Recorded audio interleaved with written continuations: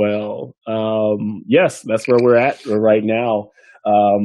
Turn this light off right now, for at least right now, making me look all red. But yeah, welcome everybody back, both players and anyone who is watching right now to Gentleman Game Masters Dark Shadowdaze. This is where we are running a 5th edition Curse of Strahd campaign, and our gracious hosts are Storm Giant Games. We are all happy to be here, and so we're definitely going to get started here really shortly. But I just wanted to, start to say, hey, how's everybody doing? Good, yeah, we're doing like another late night game. I feel like these always kind of fit the feeling a little bit more than in the mornings. But yeah, we can just kind of go around. Let's just do a quick introduction of everybody. I know we've done this a bunch of times, but just introducing who you are and who you're playing, your race, your character, and maybe anything else you want to just share about them, as well as describing what our viewers should be imagining that they look like. I will start with Josh. Hi, I'm Josh. I'll be playing Einar, who is a dwarven valor bard, and best way to describe him, I think Malcolm has done it best. So there's a rough and tumble.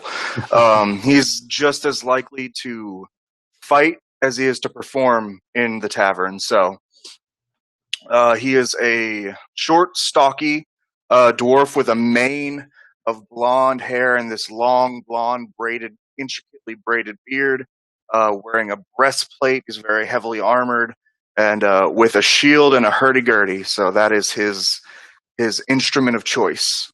Oh, hurdy-gurdy. Yes, we all love our Einar. We're glad to have you back. We know we missed you at the last game. And with that, we will move to our other character who we didn't have here at our last session, Eddie. All right, good to see everybody. I'm pretty excited to be back. I'll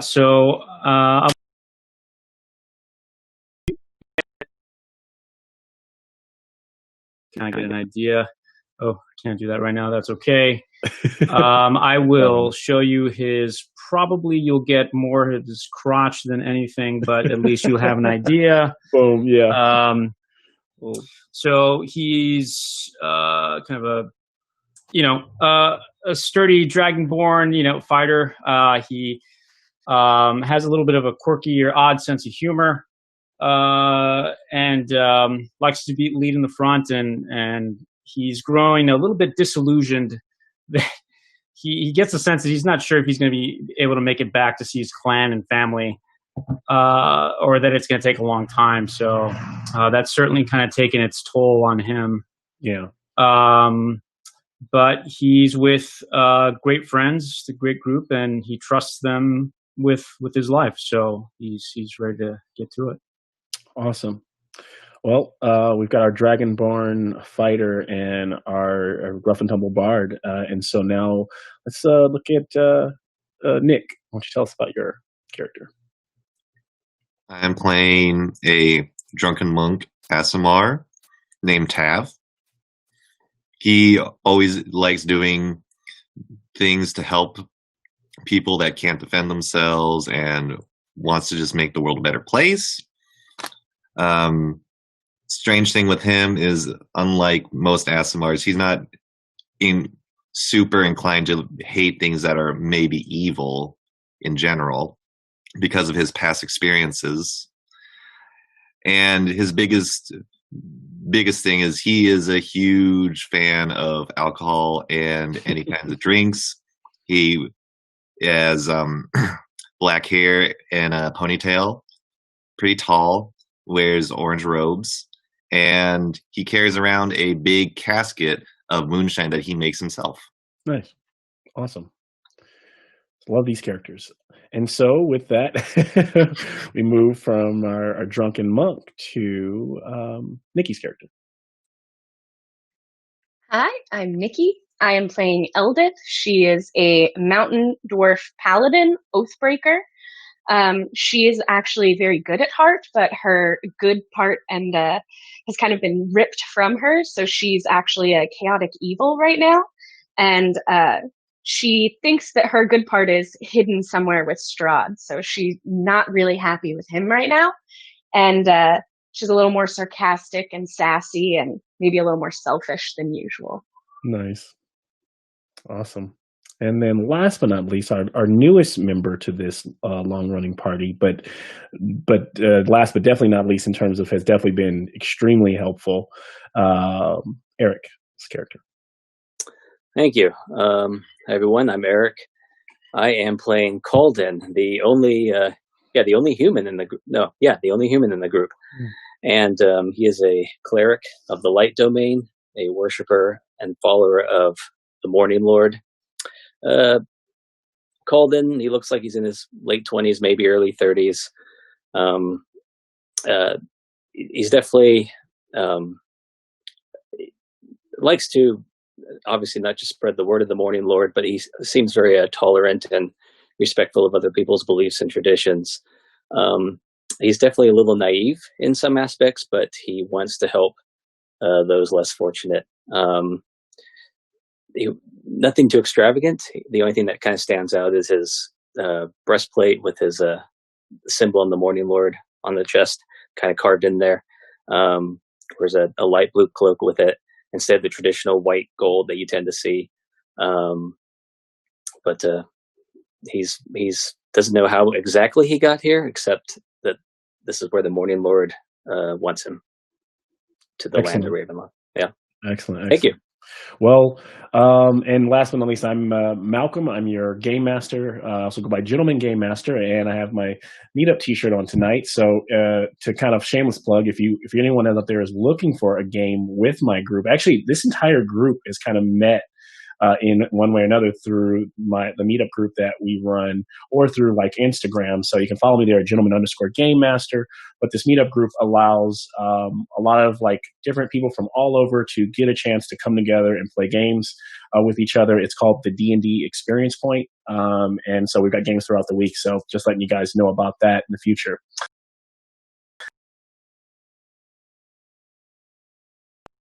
Tonight we've got a lot to cover, so I'm going to try to say less and not do a long drawn out backstory on where we're at. So I'll say this is what we need to know about tonight, both for our players and our viewers, is that our party, we'll consider them the kind of the heroes, I like to call them. They're, as you heard just from what you just listened to, all these characters are pretty, they see themselves as pretty noble and on a righteous path.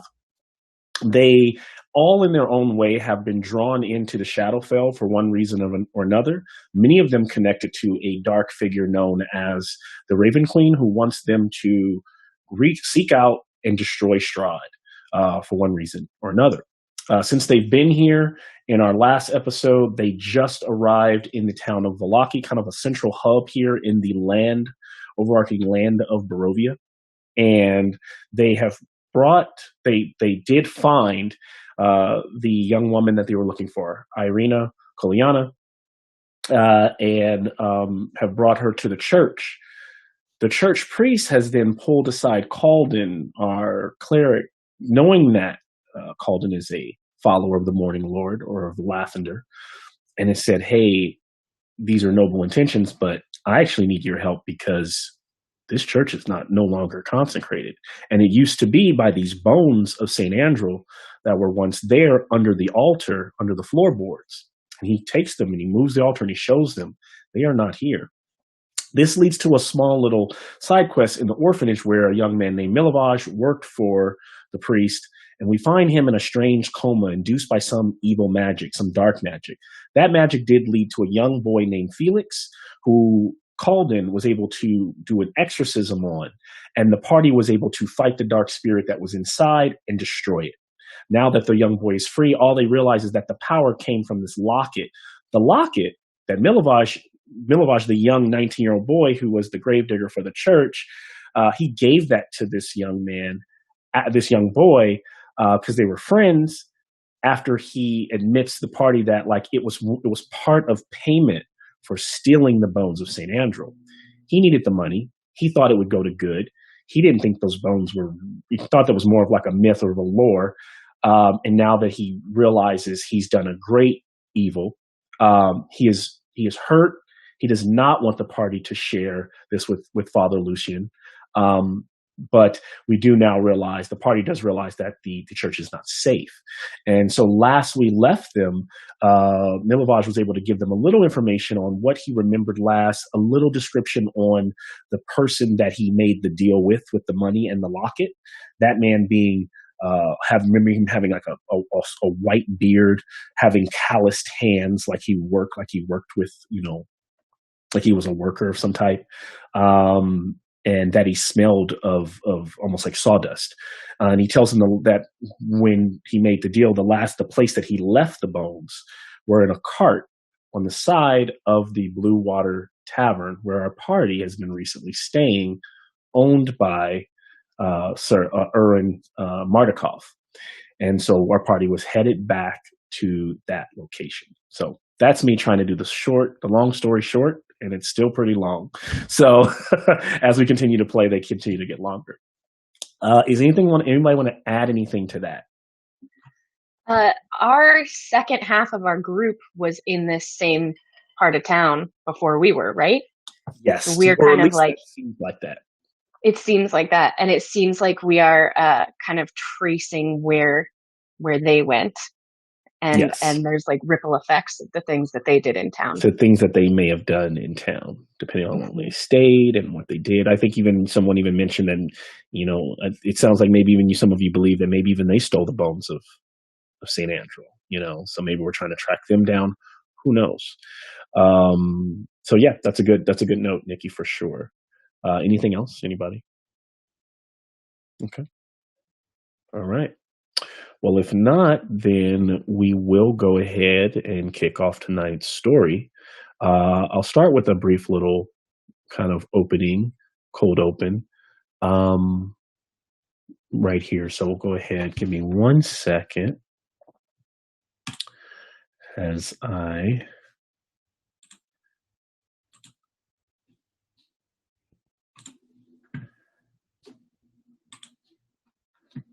All right, so I'm sharing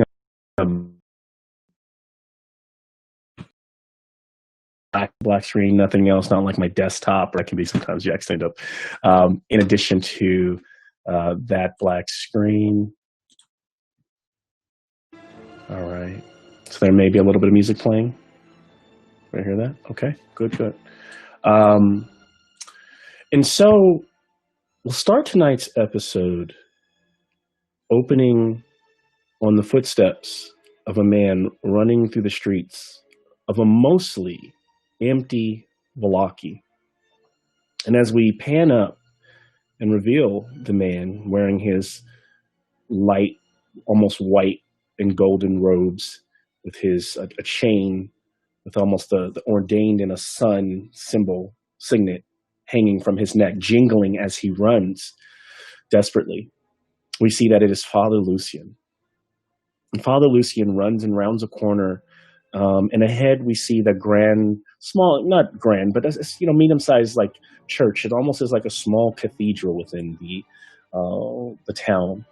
And he runs up the few steps, and he collapses there on those stones.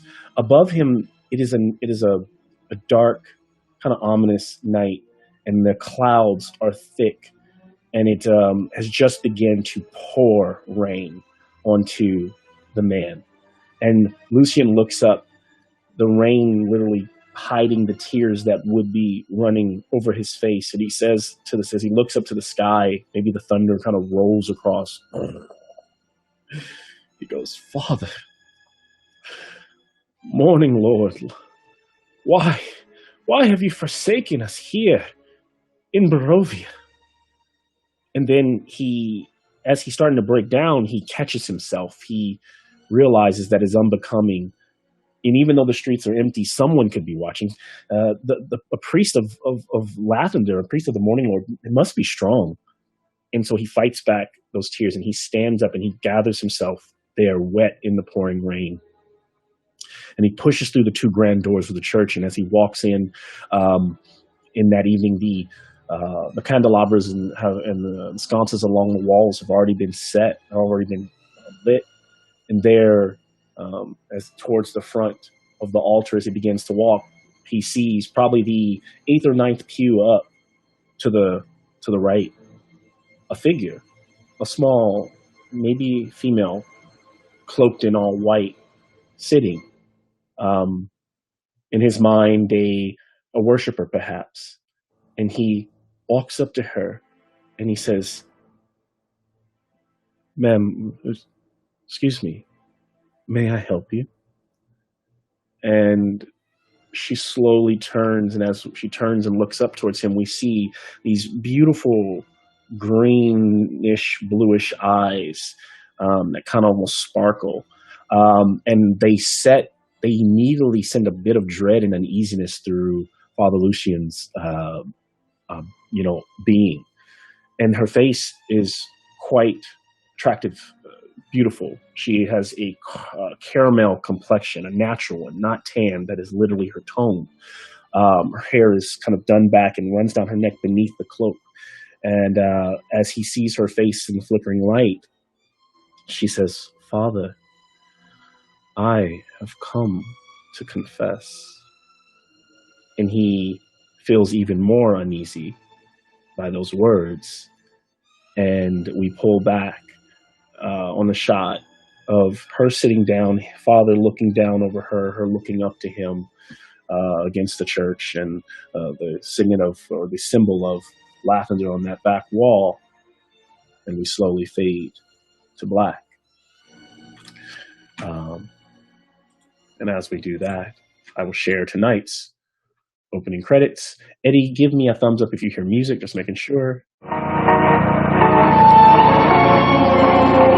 Is this just what the resurrection feels like?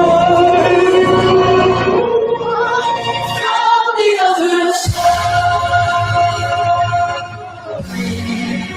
from the other side, from the other side.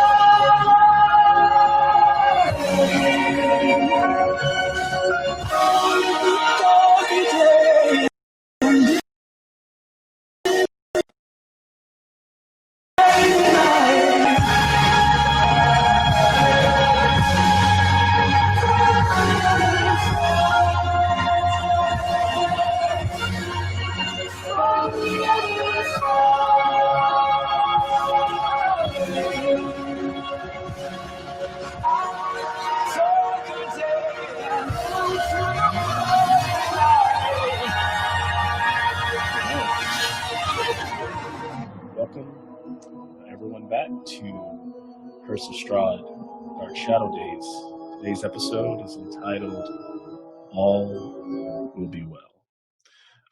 A constant phrase that the party has heard several times after entering the land or the town of Valaki. And so we pick back up with our party heading over, going back to that. They've only spent one night. I would say by the time they finish saving the orphanage from the dark evil that was there, it's probably like halfway. It's like middle of the day, like around 11 or 12, and they're walking back to the Blue Water Inn because of the lead on that whole idea that there was a cart that was besides, and that's what the party told me they want to do. You can change that, if you decide. And the only other thing that I'll add, like I said, and I've already added that I wanted to fill out from last time, maybe kind of retcon a little bit, is that Milovaj did kind of give you more of a description of the man that he dealt with on this transaction. And so, as you guys are walking over, I'll turn it over to the party to maybe what you guys are saying or what you're thinking right before you enter the Blue Water Inn. Didn't you say there was somebody at this tavern that you recognized that made it fit the description that Milovac gave us? Are you speaking to me or?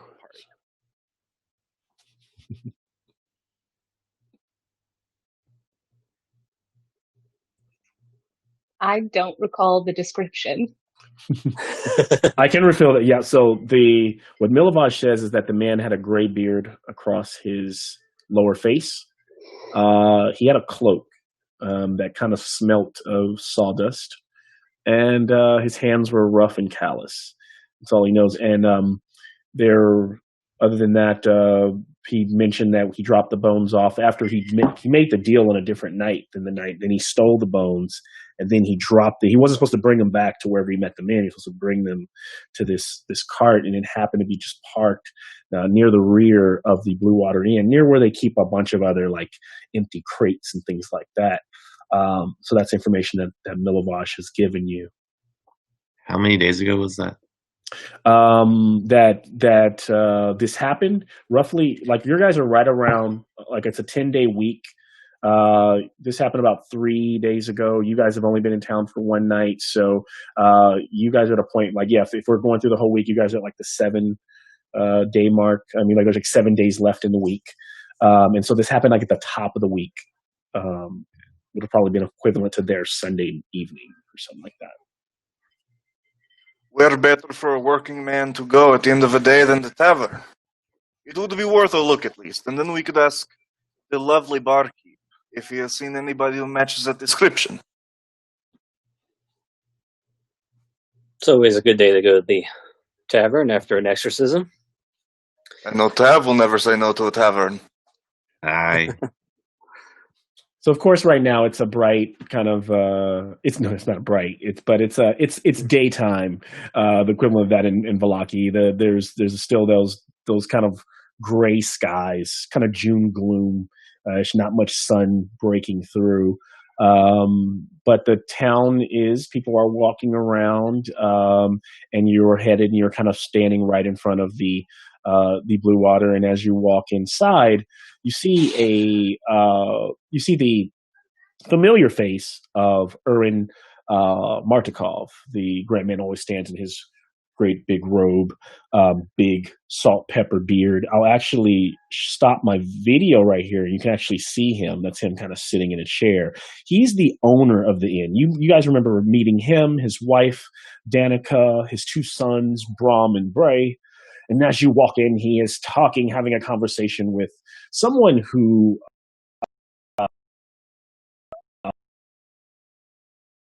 is right now. It's like not quite busy, and there's literally just him and one other gentleman there. The other gentleman you see looks like to be a half elf, tall, slender. He wears a pair of specs that almost shade it and hide his eyes, but his garments are quite colorful, and he wears a fanciful hat, almost a bit of purple to it, and a twang of a feather that is almost like a blue and white.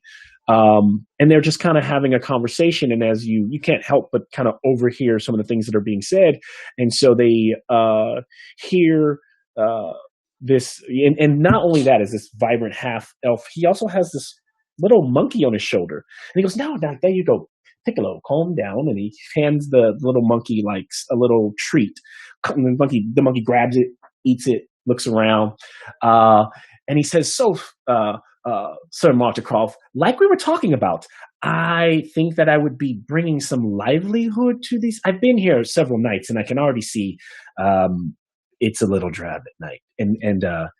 And Martikov says, "Yes, I understand. But you're telling me you don't even you don't sing, you don't play an instrument."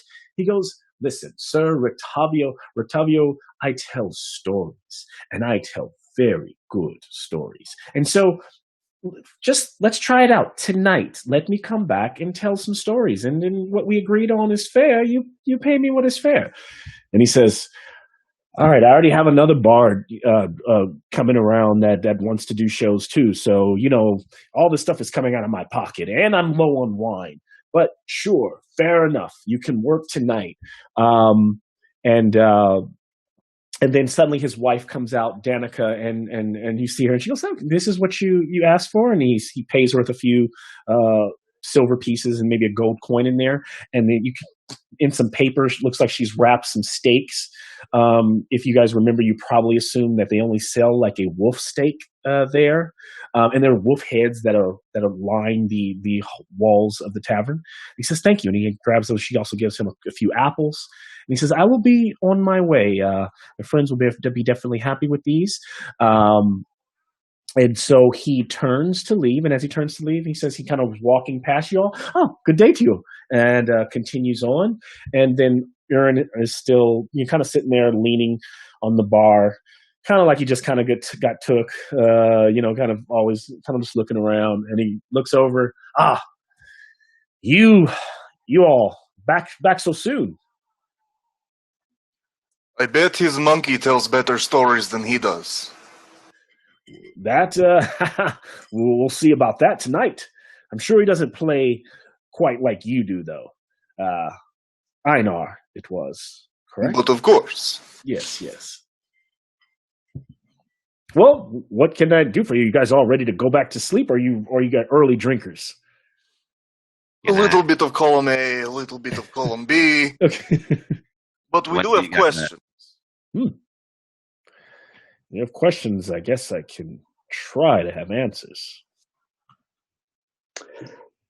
Yes, and I describe. I get right to the point. As Colden does, just describe the.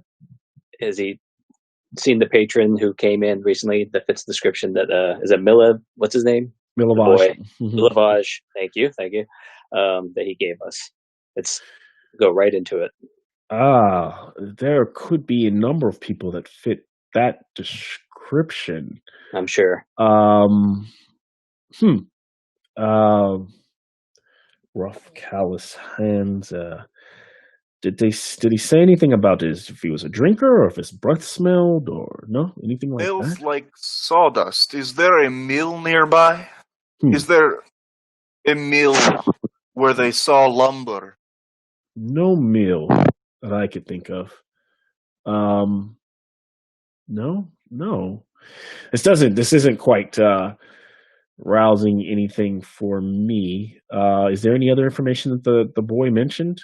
Do carriages come by here often? Apparently there was a carriage by your inn. Carriage. There are very few horse drawn carriages that come through the city. It's only because of the nature of Barovia.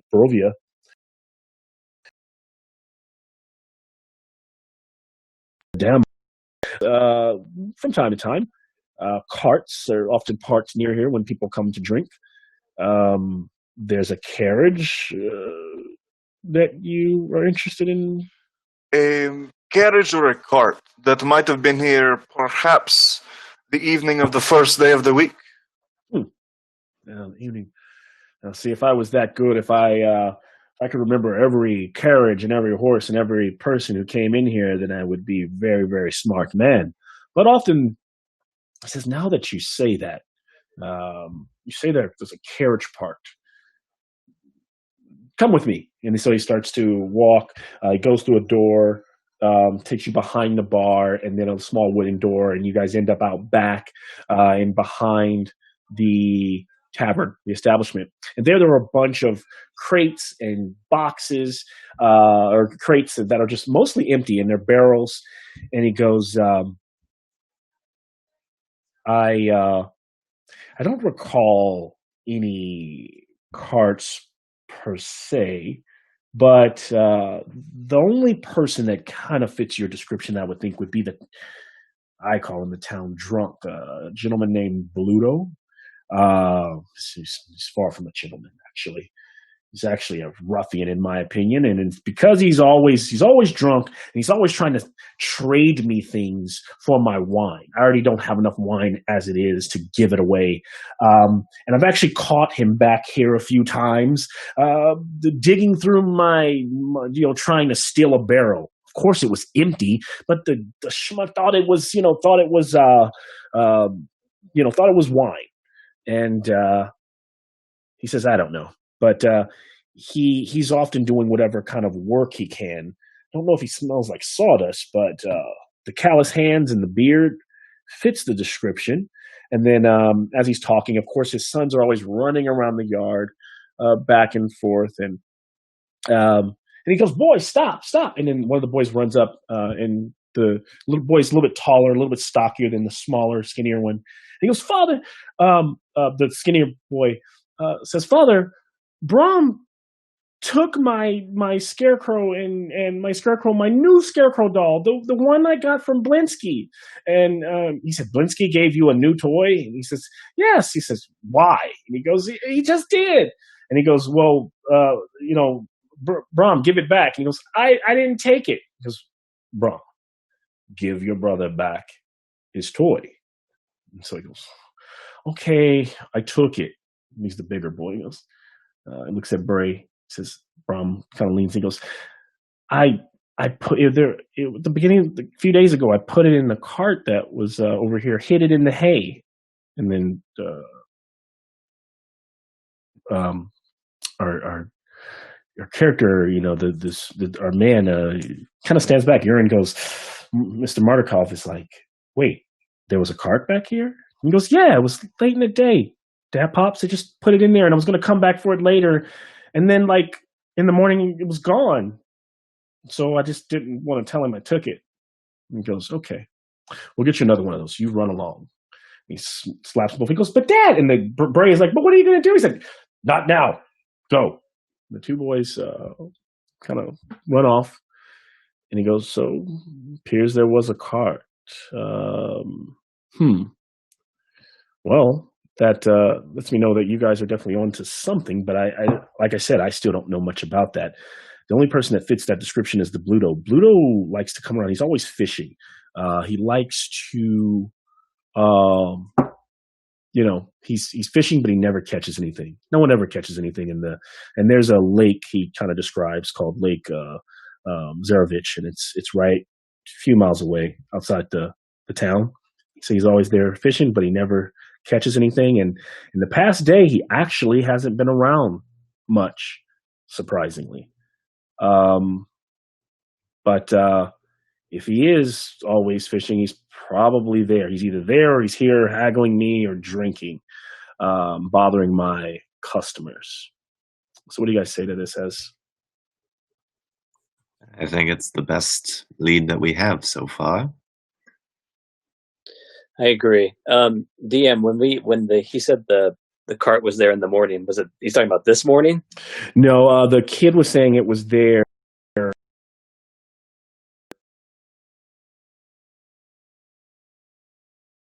It's been gone. Mm-hmm. Good question.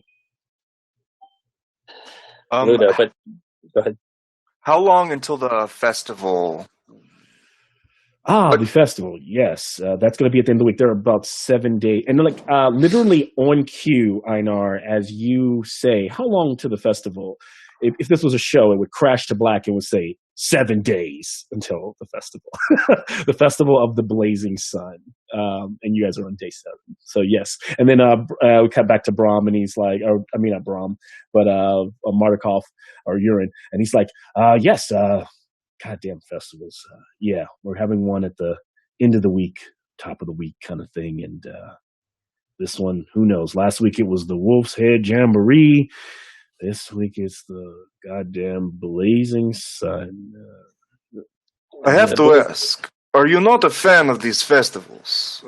Could you tell us a little more about them and why children are required to attend? Yeah, he kind of looks around and goes, keep it quiet. But most people aren't a big fan of these festivals. Baron, he's kind of like imitating Baron Vargas Valakovich. He is the burgomaster of the town, and he sees fit to run a festival every week to keep people happy. He believes that if people are happy, then Strahd, the happiness drives the darkness away. It keeps Strahd away. Now, I won't say he's wrong, because unlike that little small village of Barovia, we don't get too many Strahd sightings. And the worst that we deal with, we have a pretty good defense system, and the worst we deal with are the monsters outside the walls. But we probably haven't had a vampire here for so long time. But the Baron is ass hat, and not to mention he does all sorts of cruel things. And just last week he put people in the stocks for being for malicious unhappiness.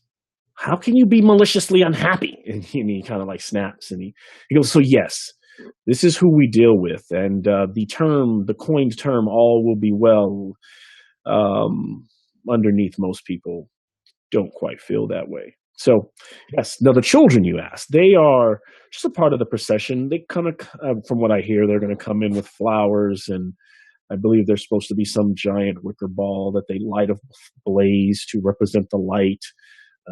We'll defy the darkness. We'll all chant, all will be well, and then we'll do it again in another week with a completely different form.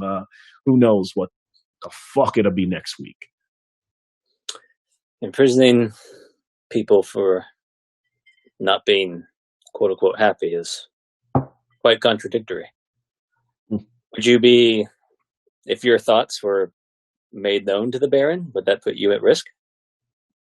Yes, I would appreciate if you do not do that. The Mordecai family likes to keep our values, our feelings, our sentiments about this town to ourselves. It's what's allowed us to survive for so long. We have a rich history here. This tavern is all I have in my father's winery that whenever you guys get around to, you're happy to help with. So yes, we try to keep our noses out of the mud, per se. Fear not. Your secret's safe with us. You like to keep rooms in your inn, so our lips are sealed. There you go. I appreciate that. What is it that you all are after? I mean, you are a questioner. You ask a lot of questions, and don't get me wrong. I've seen a lot of adventurers come and go in these lands, if you even call yourselves that, and many of them don't fare well in the long term. But what is it that what is the end goal here, if I may ask? The end goal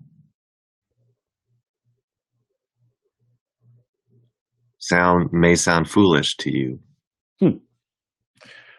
I'm open ears to. You can try me. In the short term, we want to help Valak Strahd. You too. And he's kind of. You all plan to kill the Devil Strahd? Yes. With extreme prejudice. I like that. Don't get me wrong. And he says, if we're all having this, if you're willing to keep mine, I'm willing to keep yours. If we're having this in a trustworthy conversation here in the back here, I don't like that bastard one bit either. No one likes the Devil Strahd. But you've got to understand, I've seen groups like you before say the same thing. What makes you so different? We are blessed. Truly. Blessed? By who? By the Morning Lord and the Raven Queen. And I imagine he was like reaching in his pocket and he's about to like pull out his morning cigarette, and he just drops it when you say Raven Queen. Excuse me, come again? Our quest is blessed by the Raven Queen herself. I do not know much of this Raven Queen, but I do know by these companions who I've been working with the last few days. I've only known them a short time, but by Lathander's grace, I have crossed paths with them, and the miracles I've seen, this is his will, and I trust that there's also the Raven Queens. Now, What have you heard about this this Raven Queen? Good tavern master. The roosts of this tavern are hosts to ravens often, aren't they? I think you may have mentioned that in the last. Listen, I think that's enough for one day. I just remembered I have a lot to attend to. Busy day. Busy day. He picks up he goes, but if I can help you with anything else right now, circle back maybe this evening. We'll have that half elf here playing or telling some stories. Maybe you can play that hurdy-gurdy. But yes, I should definitely be going. I think I hear the wife calling it. Is it be right there, Danica? That, busy tavern owners. DM, does he seem just immediately off put by hearing the name, or does it? Give me an insight check. Okay. Oh, that was a weird response. Oh, nice. 23. So you get the idea, Calden, as he's kind of analyzing Erwin Mardukov, that his eyes kind of lit up. It said to you he knows at least of the Raven Queen. And I think what you're reading is not that he's off put, but that I'll tell you this, he is very surprised. This is probably the first group to ever mention her. Lathander has been mentioned, the Morning Lord has been mentioned. And I'll give you a little bit more in that whoever she is, you're also able to read that he wasn't scared of hearing the name as much as it was almost like a reverential, but it was also like, okay, this is like too much, too weird, and maybe I'm not willing to share much more with them right now. But he didn't seem off put by it. He was like, okay, good. We'll keep working together, but it's almost like maybe he's trying to get away to go talk to someone else about what he's just heard from you all. Okay. When we're out of the clear, I will tell them. I'm sure they figured that out, but there's yeah. And you want to imagine more, you tell the party the same thing when you guys leave. Yeah. Okay. Interesting. He obviously knows more than he's saying. It'd be yes, clearly. Anymore though. Calden, what did you get on that inside check? 20. Okay.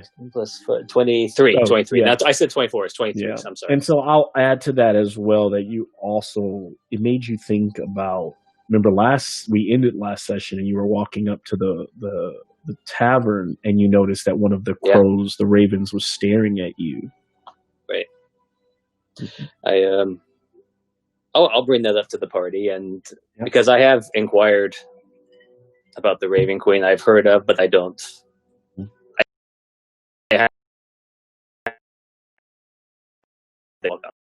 But when I saw the ravens, it was clearly just some power drawn there, right? Or some it was almost like there was a strange feeling that this thing that you would call a beast or an animal was like intently watching you, as though it was very there was some intellect, there was some intelligence behind the look. Sentience. Yes, sentience. That's perfect word. Yeah. Okay, cool. And then he could have seen like Einar also wears two different holy symbols, one of Moradin and one of the Raven Queen. And I like to think in the last game the one he used was the Raven. The Raven Queen.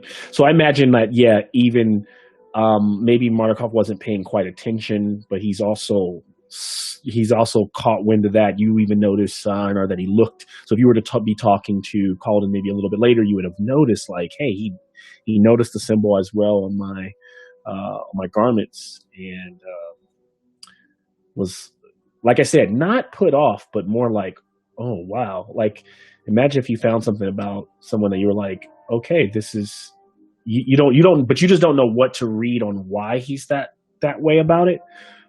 But that's what I'll share so far. Shall we go to the lake and find this crow fisherman? Who wants to go fishing? I would, but maybe a short rest. I'm a little still banged up here. Yeah. So you guys are feeling the effects of the fight. Einar and I know Bob were probably fine. Oh yeah, I'm feeling great. Don't remember much, but I'm feeling pretty good right now. Yeah. And so what happened to you guys last game is essentially when the little Felix came over, he was pretty much like this little omen boy with this shadow demon in him. And as they were doing what he was able to do is, complete fluff. He was just able to cast some kind of aura that put all the children in the orphanage to sleep. And because you guys were playing with the children, you two succumbed to it. And you all passed out downstairs while everyone was fighting the spirit upstairs. And then you guys woke up fine and dandy. How's Eldith feeling right now? What's she thinking? Any thoughts? Or what she might want to do right now?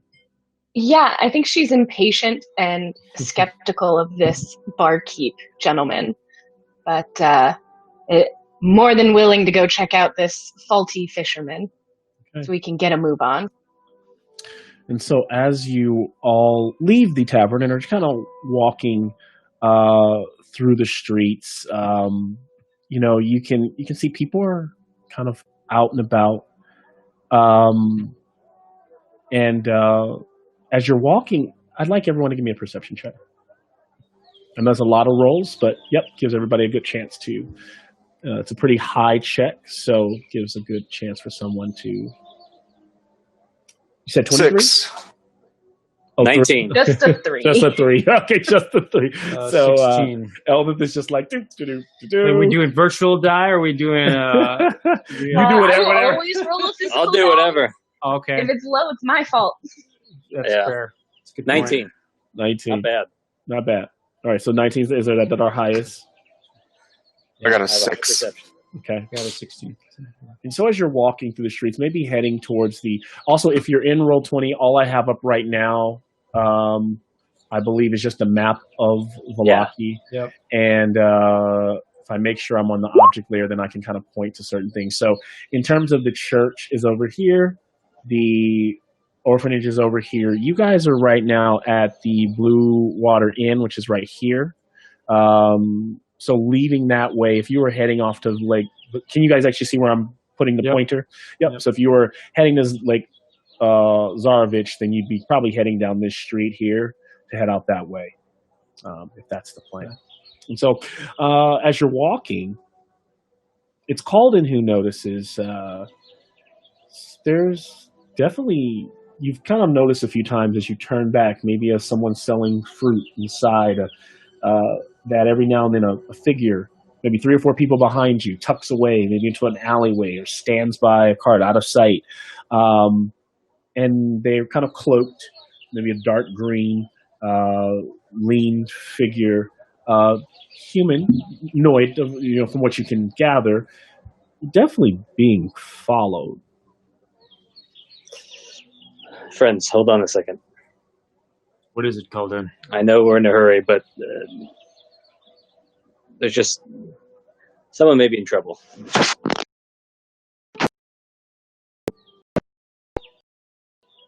And what I see, and we'll proceed in that direction with caution, if everyone's all right with that. So you're gonna double back and kind of head towards the person. So, there's some shitty characters, and looks like someone's following them down an alley. But yeah, let's let's do Is that. it them or us being followed? Someone's following us? Someone's following you all. Oh, okay. I'm sorry. So Yeah. Thank you. Sorry. Thank you for clarification. Someone is following you all. And so, like, when you just stopped, he kind of like ducked off to the side and started looking like he was buying. That makes sense. That makes sense. Yeah. Thank you. So I casually, quietly mentioned, I think someone's on our tail. And what was the description of the character? Just humanoid who's probably like cloaked in some kind of like dark green, kind of like a cloak, and maybe a little bit of leather and cloth showing that's mostly dark colored. Looks like he's wearing like maybe gloves, the fingerless gloves, the color of the cloak. Was there more than one Calden? You noticed one. I only saw one. He went back in the alley the moment I looked over there, though. You think we could take him? Well, we don't know what their goal is and what they're capable of, and could be an ally. I don't know. And I don't think we want to start a commotion in the middle of the streets. No fun. I say we continue to the lake. There's only one person by themselves who's a threat to us, and I don't think he's here. I can stay on the back. I can blow up, shoot out some fire out of my nose a little bit. Maybe that'll let them know we mean business. Right. Okay. I'll give the description. If I see anything, do I need to just keep checking the GM? Yeah, so what I'll just do is let's have one more. So since we're not going to approach him, you're going to continue on. I imagine that Calden stays pretty aware of this, and maybe even the party helps. So Calden, you'll give me one more I'll give me one more kind of perception check, and you can add a +4 to it, and then Okay. I've rolled to see if this character can roll their stealth. Oh. 14. Okay. Give me 1 second. Lower roll. Welcome So- to the club. You said 14? Okay. So you actually, you feel like you're being as observant as possible. Every now and then on the way out the city, you see that figure. And then they kind of duck away, kind of following you. And then whether you can't tell for sure if they either just stop following you, you lose them, they lose interest, you don't know. But by the time you get to the outskirts of the city, you no longer see this figure any longer. And like it, as quickly as it came, it is gone. The party, I take it, is continuing on to the lake. As we march towards the lake, I will take you guys back to the major map of Barovia. And what I'll just share is it's not a very far walk from, it's probably 3 hours. So,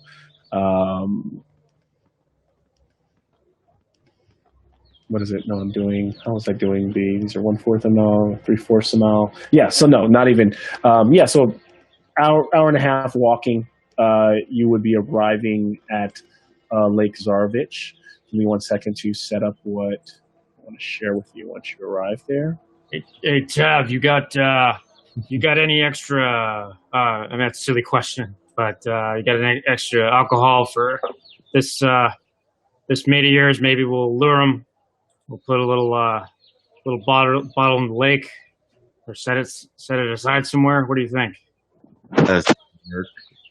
Forms around Tav's mouth as he says,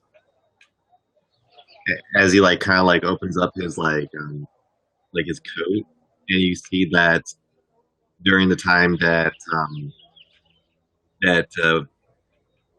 going into Blue Water Inn, he purchased probably 1 extra bottle. My God, where'd you have time to do that?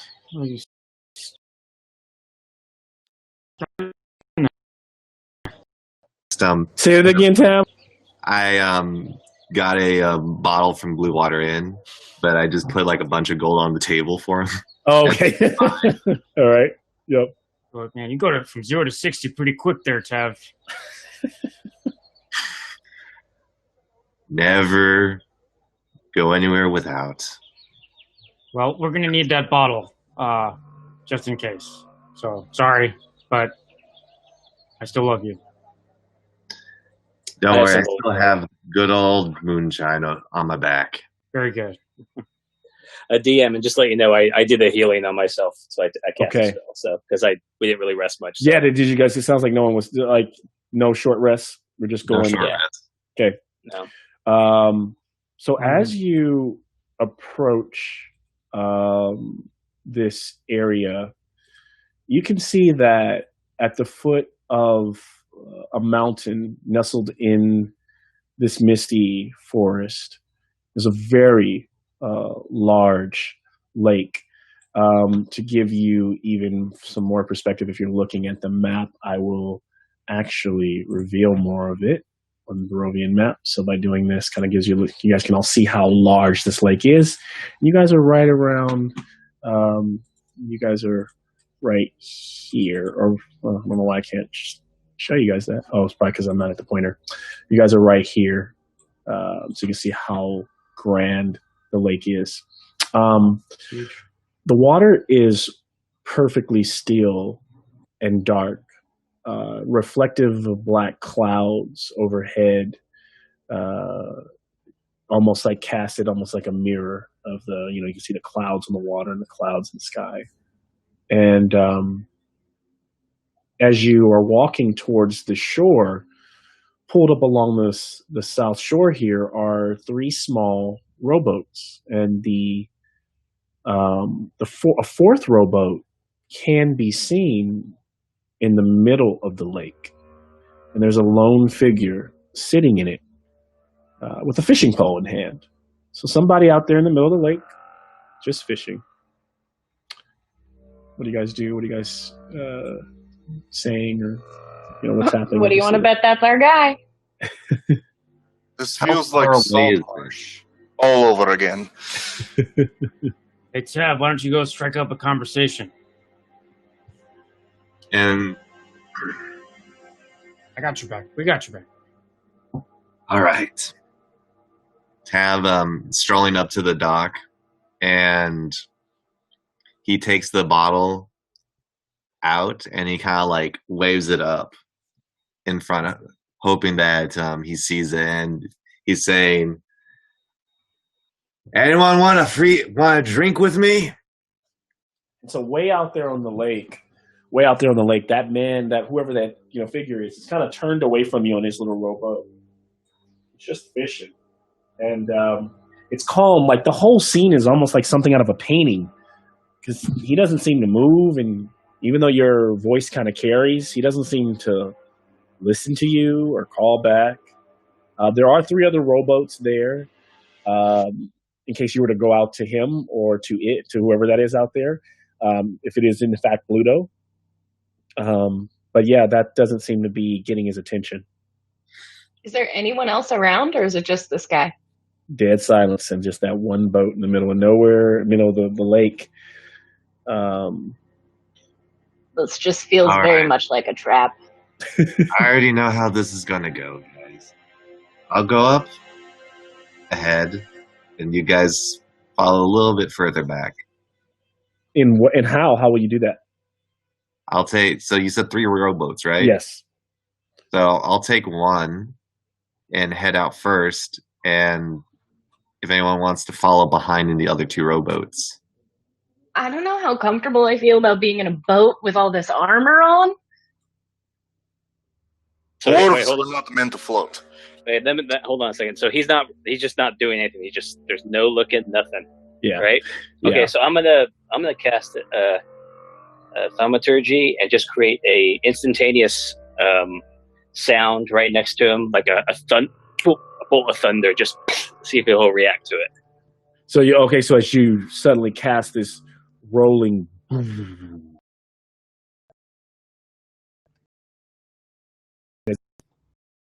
Just a sound like a boom. yeah, Just see if he so it's reacts to just it or boom, does it. Yeah. like right over the water, and suddenly there's Yeah.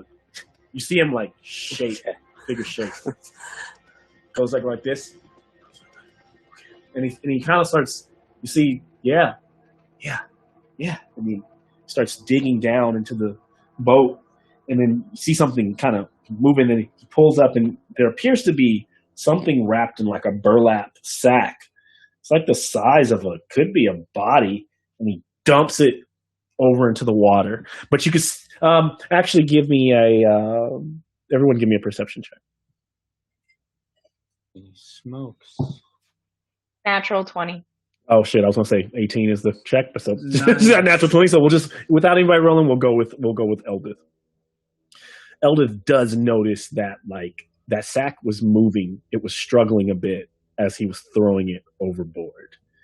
It is probably a person of some type, I tell everyone. and it just hit the water. Ab immediately uses Radiant Soul. The wings come out, and he starts flying over. All right, so, As he does that, at the same time, Einar like bolts towards one of the rowboats and just starts like he waves over whoever he can get to hop in as quickly as possible. I'm there. Let's go. Thick dwarven arms just starts. So suddenly, as quickly as possible, our party jumps into rowboat. So I see we got Einar in a rowboat and a Dragonborn and Calden. And is Eldith going as well, all in one? What's Eldith doing? Are we a little too full? How's the armor affect the buoyancy of that boat? Just curious. It makes you sink like a rock. maybe I support my friends from the shoreline for now. It definitely makes you sink like a rock. How How about 2 go and 2 stay? So we don't leave you alone, Eldith. You All agree, right, or- I can stay. Yeah. Okay. I'm kind of, I don't know, kind of heavy too, I guess. The, There's the 5 of us. hefty ones can just stay on the shore and cheer you on. All right, and so we see that Tav sprouts these like awesome, radiant wings, right? And his eyes grow white, and he just kind of takes off from the land and starts to skim or kind of moving some of the water as he's able to really cover that distance much faster than anybody else. Just as you guys are even getting in the boat and rowing, he's flying. We get that shot of him flying over the water. By Lathander. And so, Tav, as you get up right over the boat, you see that a man looks up and goes, "Oh my, the morning boat! Is this my? It's my lucky day. I think I did right. I think I did right." What do you? So you just you see the bit of bubbles in the water where the sack just went in. Tav, what do you do? Diving into the water. So he sees you for a second. He sees the light. And you hit in the water. You see the thing falling away from you. The rest of you guys are just kind of rowing and rowing. Tav, can you give me I would say it would be a athletics check. Athletics. Okay. Ooh. Actually, I'll give you. Well, it's not really strength. I'll give you acrobatics. Acrobatics? Yeah. I got an 18 on athletics. On athletics, okay. So through your strength and your prowess, so just kind of moving through the water, your wings kind of still there, but almost being some of that light being absorbed there in the dark, in the deep. You can see that sack, and you're able to kind of scoop it up very quickly. And you realize that the rest of the party would have probably never gotten there in time. And just like that, with just one success, it's quiet for a moment as you guys are rowing and huffing. And then and then you push out. Do you take this body back to the boat that the man is in? Do you go back to the shore line? I go back to the shoreline. So yeah, he's heading back towards Eldith and Bavo. And as you touch down and land, the rest of the group,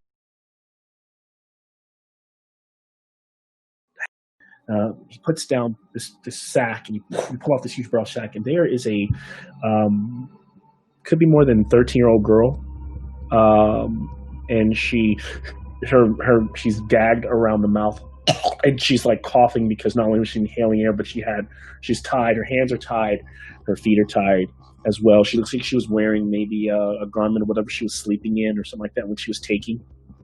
And her hair is all dark and wet. And you can tell that even though you got her out as quickly as possible, someone needs to help her ASAP. I cast Cure Wounds. Okay.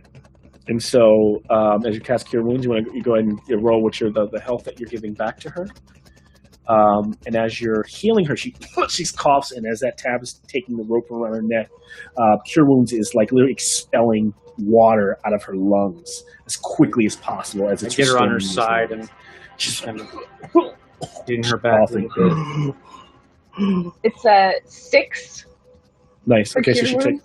Yep. So she puts her pretty much at full health. Breathe, at this child, moment, breathe. she's coughing, and she seems stable. She seems awake, and you have saved her.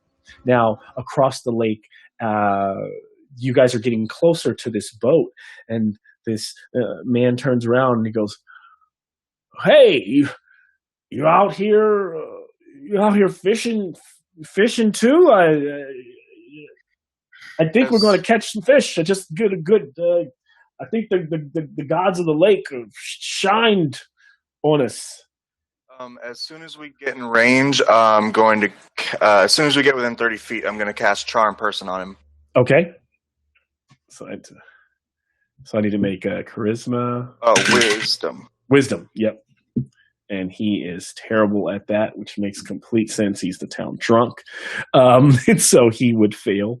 And so he goes, and goes, hey, and whatever you're saying to him, Einar, just and the magic, the words that are coming out of your mouth are just very soothing. It is good to see you, friend. Hop in our boat and we'll go back to the shore. But I was trying to fish, friend. I was trying to get some fish. I got to get the fish so I can get the wine, and I got to take it. I can't go back empty-handed. We have wine on shore waiting for you. Oh, you have wine? Plenty of wine. Well, that would help me get straight to the point. Yeah. Okay. Yeah. I just threw the little Vistani girl in the water, like, because they're lucky people, and so I figured. And then as soon as I did, an angel came out. So there we go. And then you come with wine. There we go. All right. And he starts climbing in your boat. He's big. Is there anything in this boat? Like, do we see anything that looks? He's got rope in there. He's got all his fishing tools. He has an empty bottle with him. And with the charm, maybe he's just openly honest about, like, yeah, I was desperate for wine and I kidnapped this little girl, and because I thought she was lucky. And sure enough, and he feels that this is all working out because now he gets what he asked for. So we're Einar's already rowing back to shore. Gonna wait until we're with the rest of the party to deal with this, but Einar is like deadpan in the face, like obviously like try not to like kill this guy. Just calmly rowing with the look of dwarven death on his face. And he's just like, oh. And then he maybe like as he's kind of sitting there, he's like, you guys are all kind of quiet. You guys, what's the problem? Did I do something wrong? He kind of like starts pushing Einar's shoulder. Hey, you. Did I do something wrong? Of course not, right? You're a friend, right? We're friends. Of course. We're friends. Is there more than just drunk? Does he seem like he has all of his faculties mentally? He's one of those. Yeah. He seems like he's so drunk. He's probably drunk all the time. It has affected him to the point where he is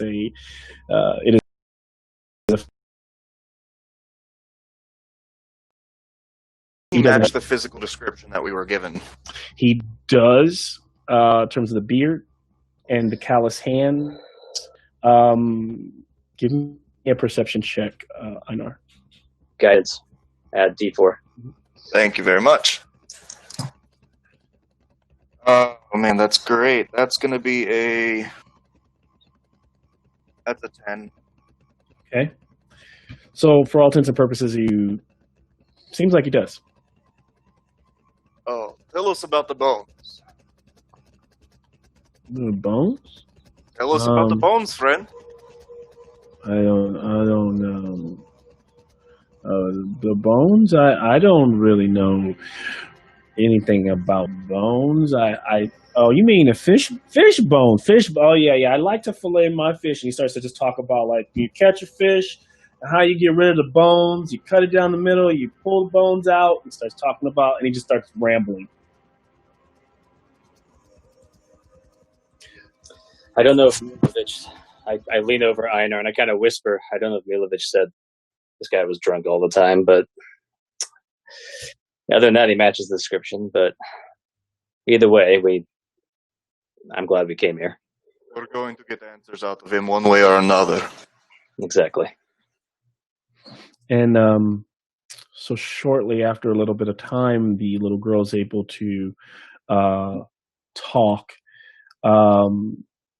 She calls herself Arabelle, and she lets you know that she heard a noise outside of her in the woods outside of her wagon. she is one of the Vistani people that live in a settlement not far outside of Valaki. Most people in Valaki don't like them too much, so they stay away. And she just remembers that's the last thing she remembers. And she saw black, and she was tussling, and she remembered kind of waking up. And yeah, but Are you okay, little one? I think I'm okay. I am strong. And she goes, it is okay. I cursed him. I cursed him good. Cursed him?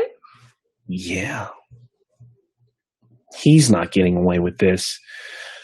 You're talking about the guy that's in the boat that's coming towards us? Yeah, that guy. I'm hungry. I can eat him a little bit. Chomp on his leg. He's gonna have a dog face tomorrow. This time tomorrow, I'm gonna make him look like a dog face. He's a dog face man because he was a wolf. He came like a wolf, so he'll look like a wolf for the rest of his life. And you have this kind of power to just turn people into wolves? My people, we have. My papa taught it to me. I don't know much about your people. Do you want to tell us a little? Oh, the Vistani. The Barovians don't like us too much, Papa says, but he tells us we are strong, and that we are so strong that the Devil's Strahd gives us a pass and leaves us be. The Devil's Strahd lets us even go through the fog. He allows us to leave Barovia. Unlike everybody else. Interesting. My papa says everybody else is soulless in this silly land. But I'm fine. I can probably make it back myself. I know my way pretty well. So unlike so definitely different vibe from the last kids you guys saved. Where's this kid having to drink? Jesus. Man, this place and children, I tell you. Yeah, and I'm not making this stuff up. It's just part of it. Just died. What? I'm like, I'm good. And you're just totally fine. Ev is having like a loading screen face, like he's just and then he is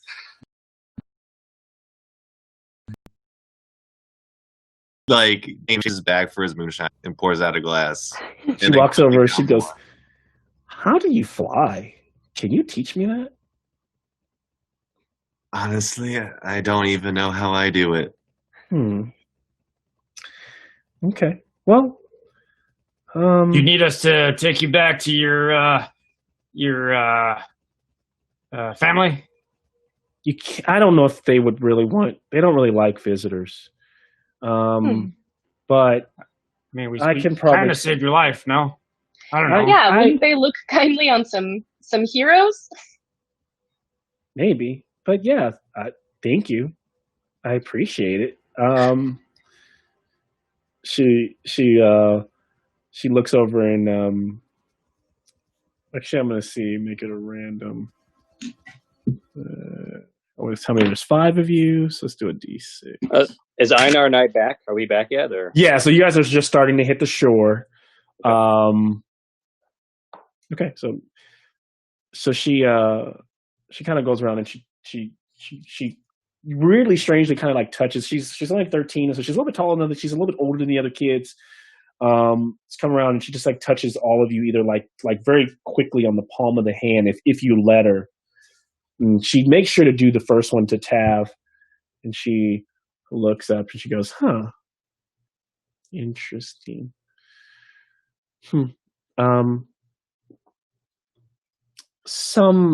You should stop by. You should see the lady at some point. The lady, let me get the exact where to go. She says you should see the lady at Tesser Falls, the Vistani, the Tesser Pool. It's close to the Barovian village. She probably knows about you all because it's weird because I feel like I kind of know about not many of you, but I know him, the one who saved me. He's looking for his mom. So I don't know. Can I use divine sense to detect if this is good or evil? This little girl. Yes, go ahead.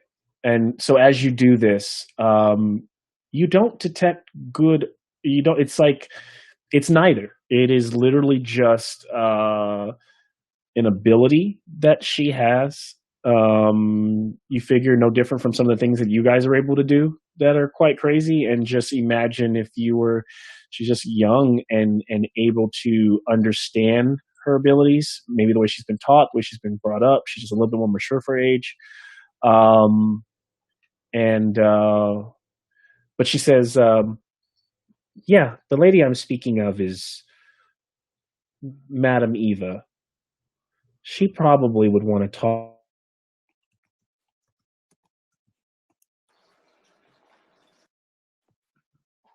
And Tab actually makes a gesture. Help you on your path.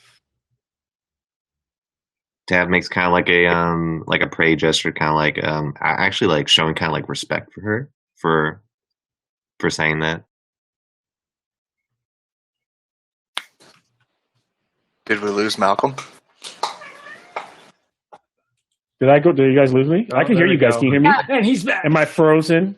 Okay. You're frozen. No, We can hear you. oh, because yeah. So I saw Tab. I was listening because like Tab was breaking down. I couldn't hear you. You were breaking down. So maybe maybe my connection was slowing. So I'm fine now.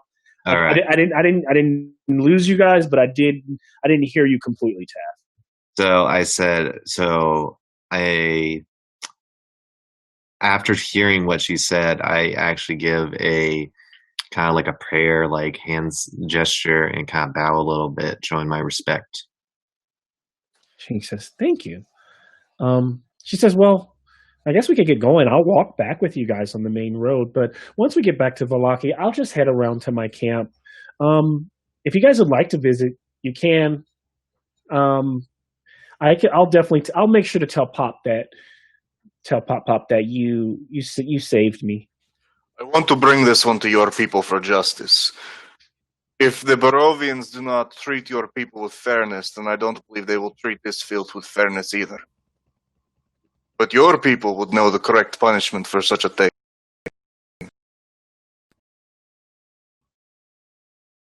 The crypt. Okay. I mean, I want to get information out of him before we turn him over, but Einar is looking to Yeah. put like not extrajudicially kill him, but like bring him to justice. Yeah.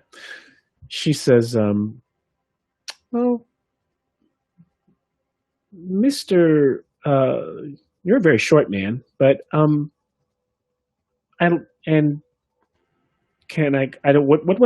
should I call you?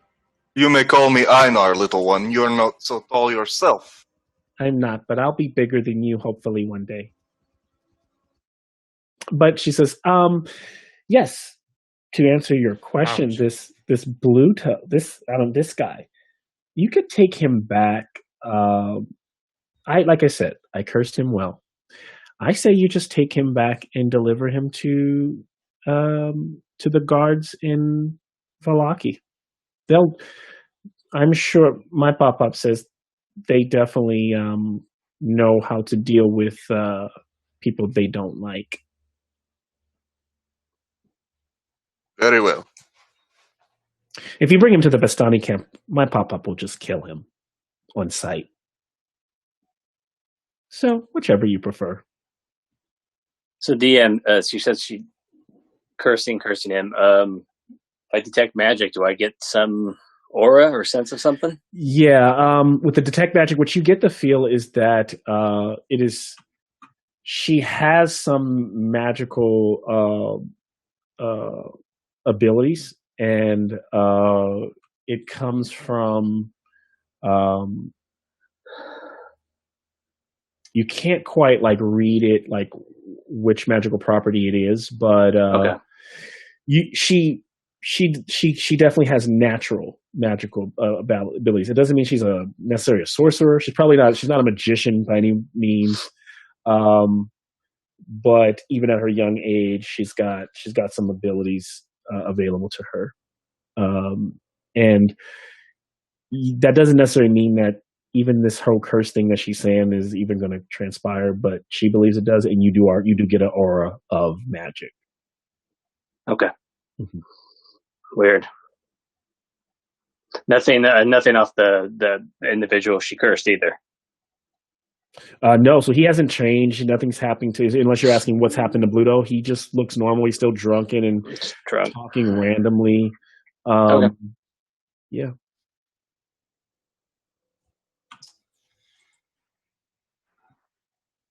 What does the party think? Should we take him to a certain death or maybe just a probable one? How long is it going to take to get to their camp from the lake? They are at...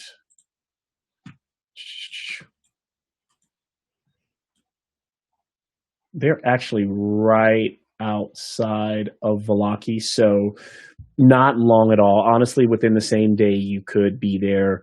By the time it takes you to get back to Valaki, maybe another half an hour, you could deliver this guy. Now, I don't know if there's any other information you want out of him. If he's like, I mean... And maybe you said this. I was gone for like a minute. Did he? What was his motivation behind this? Did he say like what someone told him to do? So he pretty much said that he's been without wine for so what was happening is he was normally fishing to try to catch fish, and the most he would normally catch is a few small fish, and then he would trade those for wine if he could at the Blue Water Inn, and he wasn't getting any for like weeks on end, and so he had the bright idea that a Vistani they're lucky and magical people, and therefore that he would drop one and give one to the lake, and hopefully the gods would give him fish back that he could. And better yet, now the party's claiming, and at this point he's starting to ask him, is there wine? You guys said there was wine. I toss him over the bottle. And he's like, wow. No, I'm curious to know how many bodies are in that lake. Do people do this often? I agree. It's crossed my mind. Oh, no, that was the first time. I had the bright idea.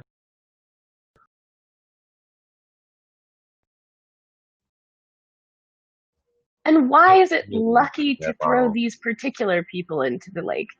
Because everybody knows Vistani are magical.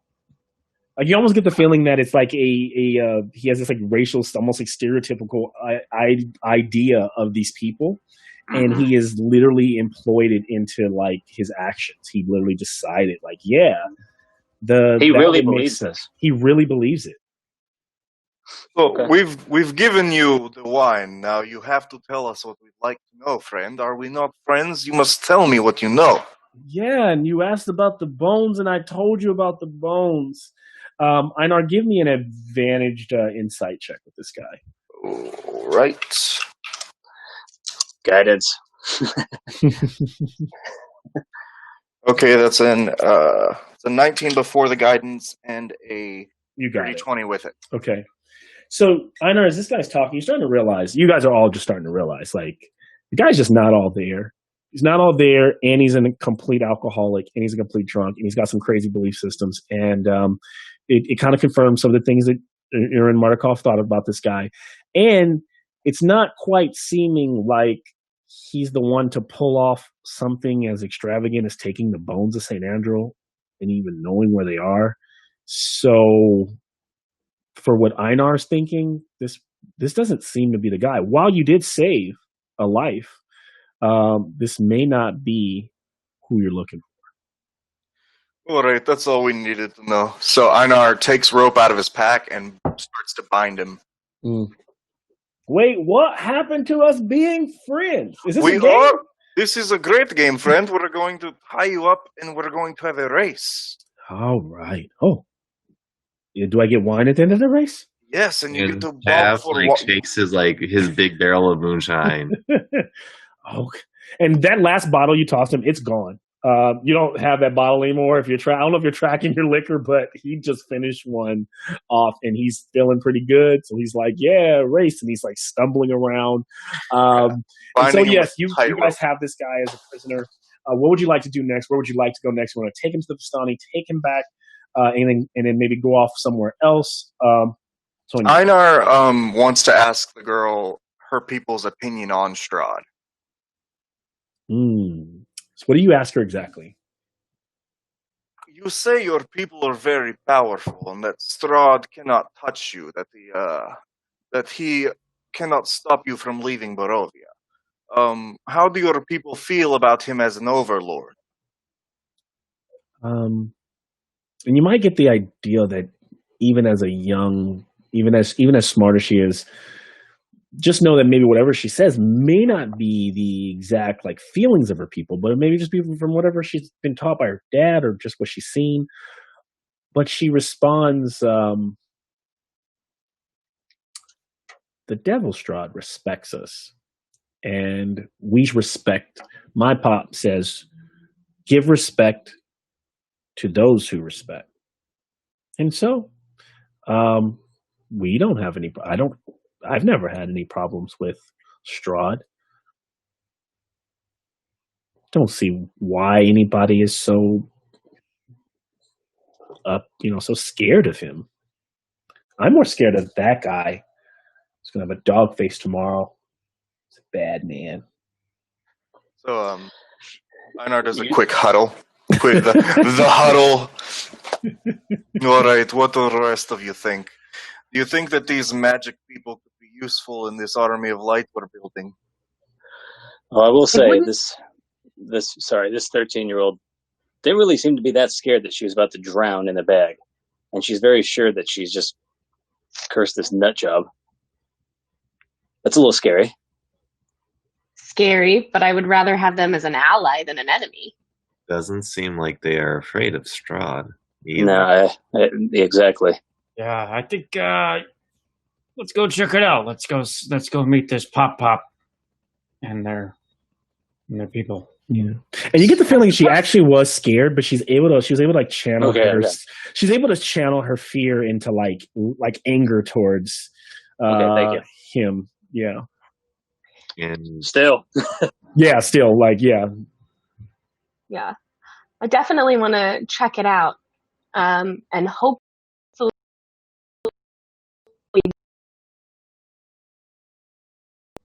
they wouldn't so easily fight against us. And we bring them gifts. Justice. This wretch deserves to die. And who are we to deny the people their due justice? He is a gift, and we will bring the daughter back. And we will learn about these people. And then I like the plan. Once we have made our introductions, we can go back into Vallaki and try to find whoever stole these bones. Perhaps they may even have some information. Yes, good. I wonder, before we turn him over, if Bluto, was that his name? Bluto, literally, yeah. Knows anything about this cart with that Blinsky doll on it that disappeared. No one's asking him about it. He may not know about the bones, but he might know about the cart. Yeah, I agree, Eldith. Let's bring that up before we move forward. Okay. Certainly. So is that what Eldith is asking, Bluto? Yeah, I think Eldith would say in Dwarvish to Einar to say it, because you still have Charm Person on him, right? He's still charmed. Yeah. Okay. Well, I was the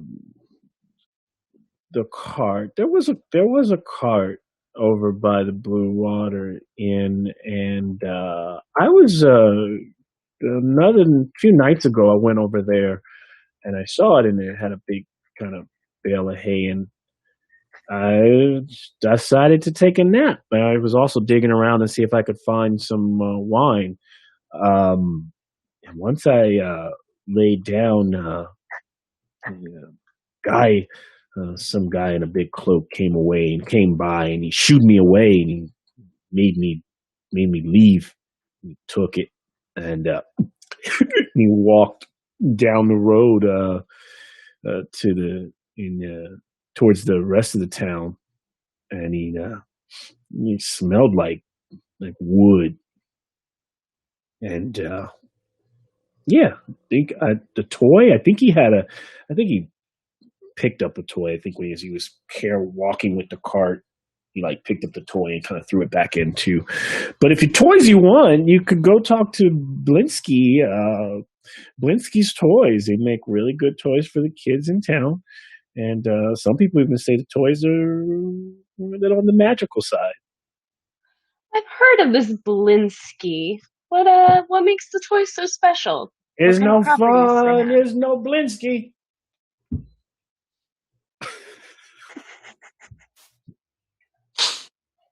Good to know. I think we've gotten everything. All right. Seems So like what? as much good information as we'll get. Sure. Yeah, but that was interesting about the other individual.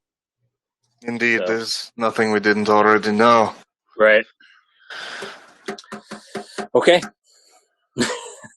Let's deliver this trash and then get on with what we're with the quest. Okay. And so, for another, hour and a half, you're working your way back towards the town. This point, it was probably around 3:30 in the afternoon, 4 o'clock, and as you're coming towards the town, and the little girl's like, "Oh, we can go around the town this way," so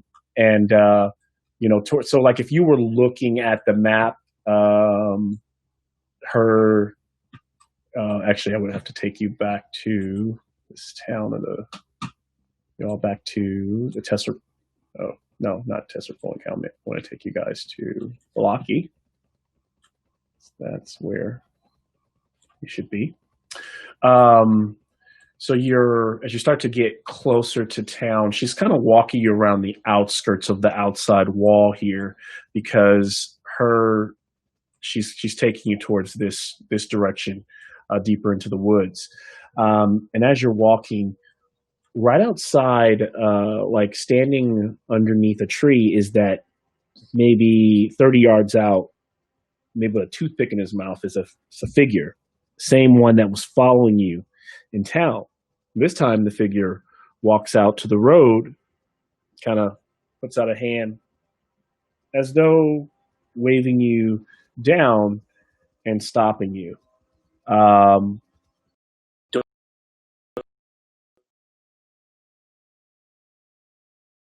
Walking into the road, kind of stopping your path, kind of being like, "Hey, halt. Is anybody doing anything or saying anything as this approaches?" Friends, that's the one I believe that was watching us back in town. Just so heads up. Kind of take my sword out. Just on guard, yeah. I come into peace. He pulls back the hood, and he is goateed gentleman with kind of shaved hair on the sides and a kind of a reddish hair on the top, and reddish goatee. And he says, my name. Let me introduce myself. The name is Ernst Larnick, and from the way I heard, the stories are going around, the way you fought those wolves on the way inside the walls there here in Valaki. You've gotten some buzz going, and the noble lady Fiona Watcher requests your presence at dinner in 2 nights from now. And she wanted me to. I'm sorry. I know you probably realize I was following you, but I didn't quite know how to approach you, and I wanted to make sure I kind of understood you all better. And I see here, from what I've seen, you have done a great deal of good, as you have saved this child. Will you accept this offer and make sure you attend the dinner at 8 p.m. tomorrow's from now. GM, is this the Baron's wife who requested this? So Am I no, understand- this. Yeah, so okay. this. Yeah. So to make it more clear, this is so the Baron is. You've heard the name Volakovich. That's the Baron Vargas and his wife. This seems to be a new name. And so as you ask, he goes, "Oh, Fiona Watcher is a noble lady of the town, not associated with the Baron. She's just literally heard a little bit about you. She has decided to keep what she'd like to talk to you more about, much more between you and her. So she hasn't shared that with me, and she only asked that, I invite you to dinner." You are I welcome. turn to the Yes rest or of the no? group and say, the last dinner invitation that we rejected did not turn out so well. I wonder why. I'm kidding. No, I'm not. That was your fault. I think we should accept this one. Okay. I guess that was before I was here. You feel we should accept this, Einar? I will never say no to free food and drink. Yeah, so hungry. Always hungry. Let's do this. There's more. Gentlemen, where is this place again? How Oh, far? it is the Fiona Watcher. It is the Watcher house. It is in Volaki, and it is not far. And he starts to give you some random directions. If you go down by da da da da, and so as he does so, if you're looking at the map, the Watcher house is over here at N4. Okay. So I've even shared some numbers. I should be sharing. Yeah. So N4 is the Watcher house. N2 is Blue Water Inn. N1 is the St. Andrew's Church so far that you've seen. N5 is where when you first came in the city, you walked by the open court area. Right. Yeah. 2 nights from Valaki. I look around and if we're all in agreement, we will accept your offer. Yes. Okay. I much appreciate that. And like I said, I am graciously and I'm so sorry for the intrusion and following you, but I just have to confirm you are the people you to be. He says, "Let me give you this," and he pulls out a nice envelope. And he goes, "A formal invitation," and it reads with the same almost exact lingo when you open it that he gave you. It has the watercress seal from the Watcher House, and just please show this at the front door when you arrive. He hands that over to you. And he goes, "I will leave you be. Are you taking this child to the Vistani encampment?" We are. It's our business.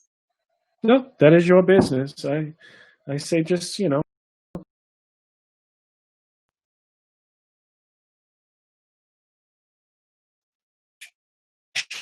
please show up, 2 turns and leaves.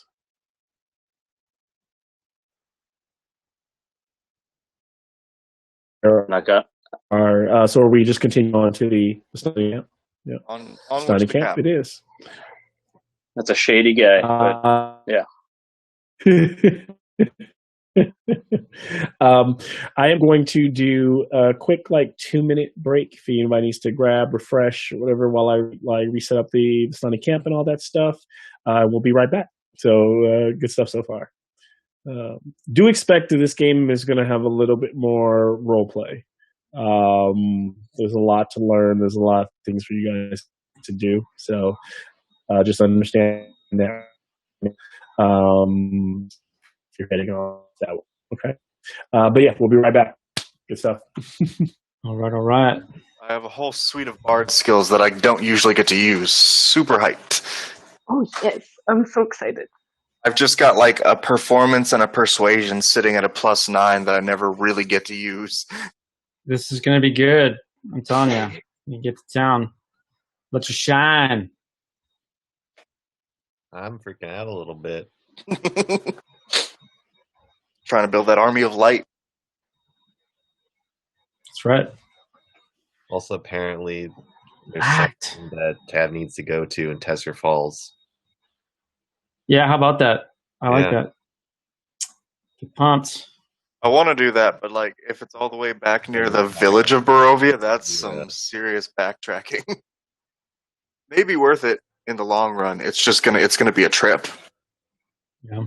Like we're gonna have to find a reason to get back there. Yeah.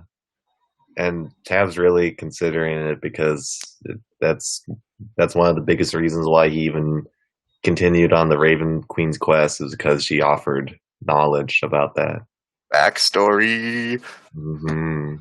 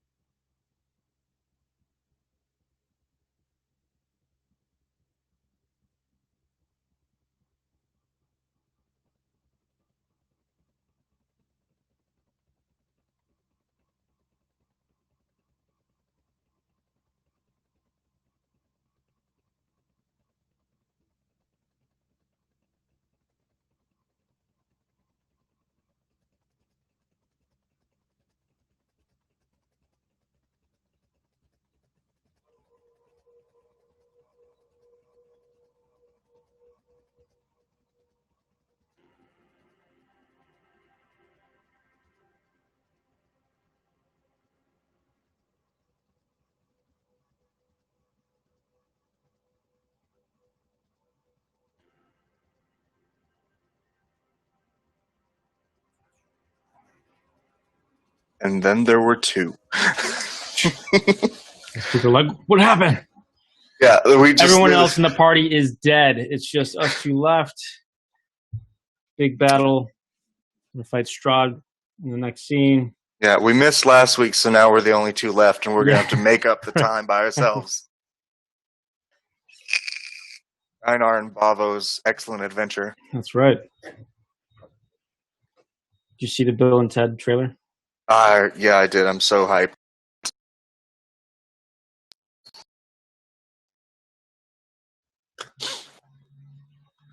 When we can go see movies again. Yeah, I know. Yeah, I'm mad that everything's opening, but yeah, no, it's not good.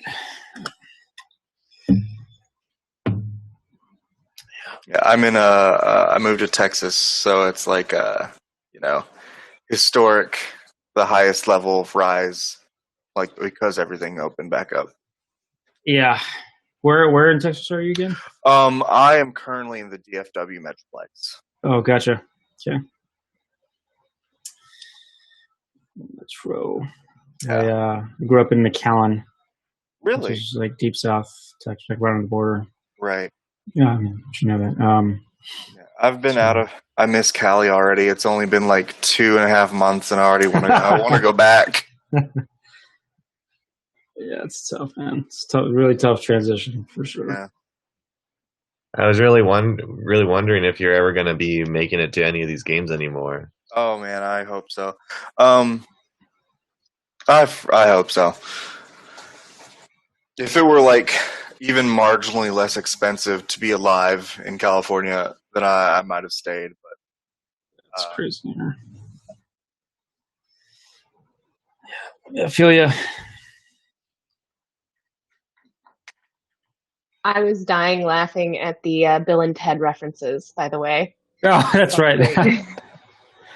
Such great movies. It looks so weird. It's like a little weird. They're so much older, but then like it's like it's perfect. It's right in line with. That's the only remake I want to see. I love Keanu. It's so good. So great. I found out that was filmed at like my parents' graduate school. What? So whenever we watch it together, they're like, "That actually goes into the cafeteria," and they start No saying all way. this random, yeah, and it's really fun. That's pretty cool.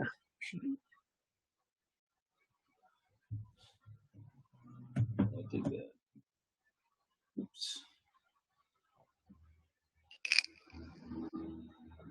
Holy smokes.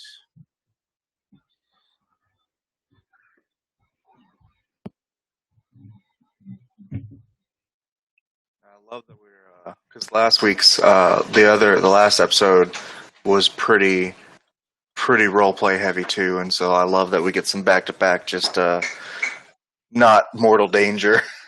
Yeah. Because last week Nick was talking about it's nice to breathe and not be like in danger of death. I mean, starting into this game, like into Curse of Strahd, and having Malcolm put me in at like 4 HP, getting chased by wolves, getting hit by a level 9th fireball from Strahd, you know, it's like Session 0 was so rough. oh man. Yeah, gets you prepped. But it's good. No, we get to explore the land a little bit, get to know it, you know, make some mistakes, let our hair down a little bit. It's really good. Meet some friends. Meet some friends. Find some bones. Find some bones. Just a nice, wholesome D&D experience. There it is. Save children from being pies, you know, the norm. Oh my god, that pile of fucking hags. Oh my gosh. We're up to dirty, what, like dirty 4 hags. children being murdered so far? What?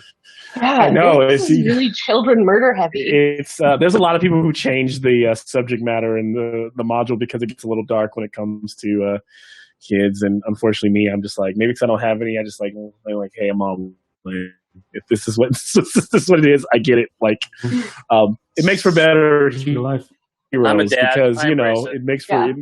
Yeah, you're just like, okay, you know, watch enough horror movies, I get it. You know, it's kind of I'm sure it's kind of the way it's written. It's I'll get the horror of it all, you know, and like what is worse than like, you know, people messing with children, you know, like, and on a mortal level, like putting them in harm's way is terrible. So I think it often puts the heroes in a place of like, okay, we've done about this. Whereas, you know, often in D&D, players are often easily, if the person is just a regular guy, if you gotta see a guy getting mugged in the alley, you're like, he'll be fine. It's on him.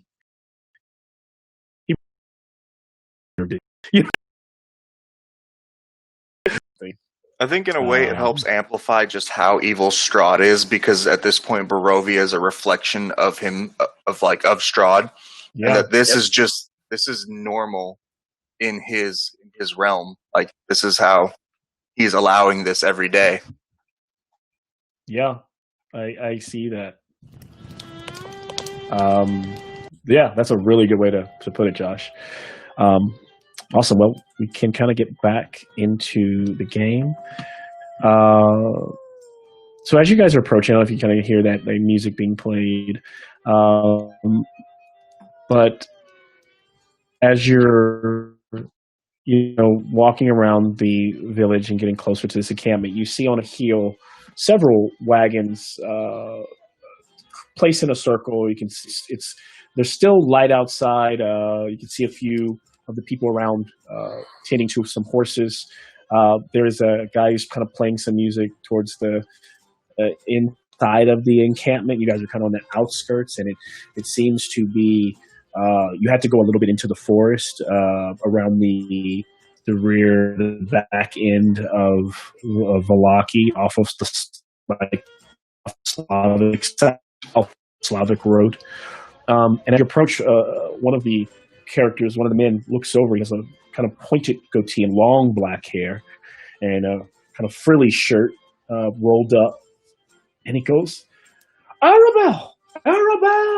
And he goes running off, and his daughter takes off. And she goes, pop, pop, pop, pop, running. And they meet each other, and he picks her up off the ground, and he kind of twirls her in an embrace. And he sets her down, and he's like talking to her, and she kind of ran away, so you can't even hear what they're talking about. She drops to her knees. They're having a moment to reconnect, and then he stands holding her hand, kind of had his chest puffed out as you all approach. What do you guys say or do? And she kind of points, and you can tell that she's saying something like, "Pop, they help me." Is there anything you guys say before he says anything? Good afternoon, friend. We have come to bring your daughter back to you, and to bring you the one who took her. I appreciate this. I am Luva.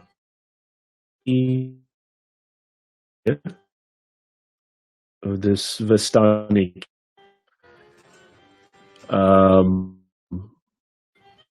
Where was she? What happened? I have had people scouring the land for her for an entire day.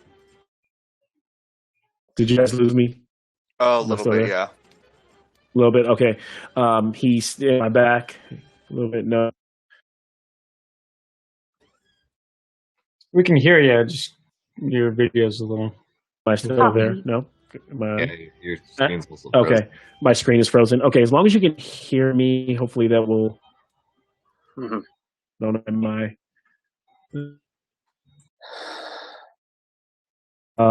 Yeah, you guys are freezing up a little bit as well. But yeah, he says, "Where did you find her?" We will let you tell you himself. And I kind of like nudge him forward, like, tell your new friend exactly what happened. And so at this point, Bluto has kind of become starting to settle in, even his, the situation, and he's a little scared. And he goes, "I didn't mean anything by it. What did he do? So this is the man who took my daughter." And he just like hangs his head in shame, and he just says no more. And he says, "Give him to me, and I will make sure we will make sure he pays dearly." It's yours. He takes him. "What can I do for you to repay you for this, for what you have done for me and mine?" Chance to share your fire and share in good songs and stories would be enough for now, yes? I think that can be accommodated. Yes, if you would like to stay here until the sun goes down.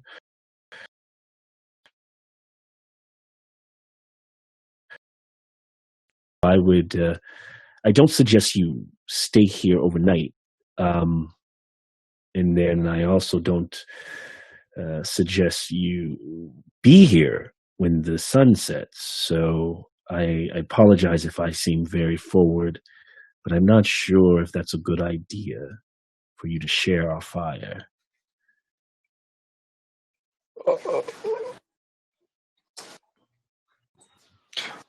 But of course, we would like to meet your people. We are what you would call traveling adventurers, and we are in search of allies for a great quest, and we would love to tell you about it.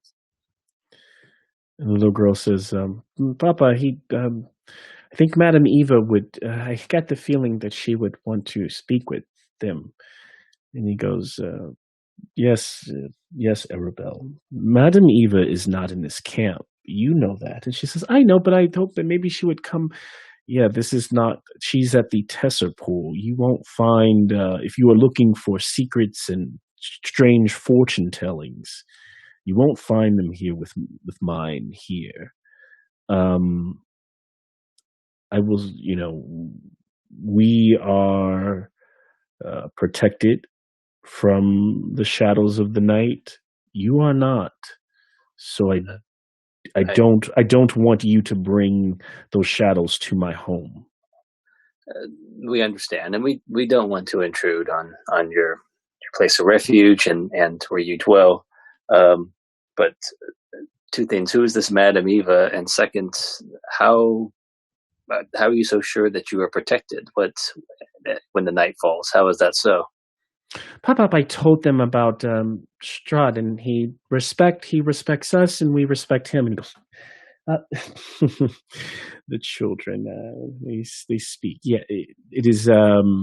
We have a arrangement.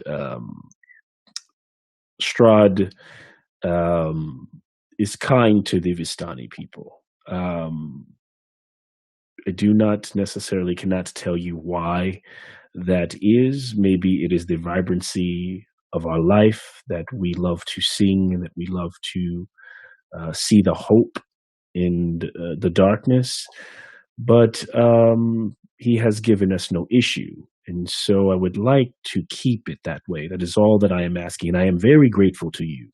I just ask that if there's anything, supplies that I can leave for you, or I just don't know if we have the accommodations to have you here overnight. Can you tell us a bit more about Madame Eva?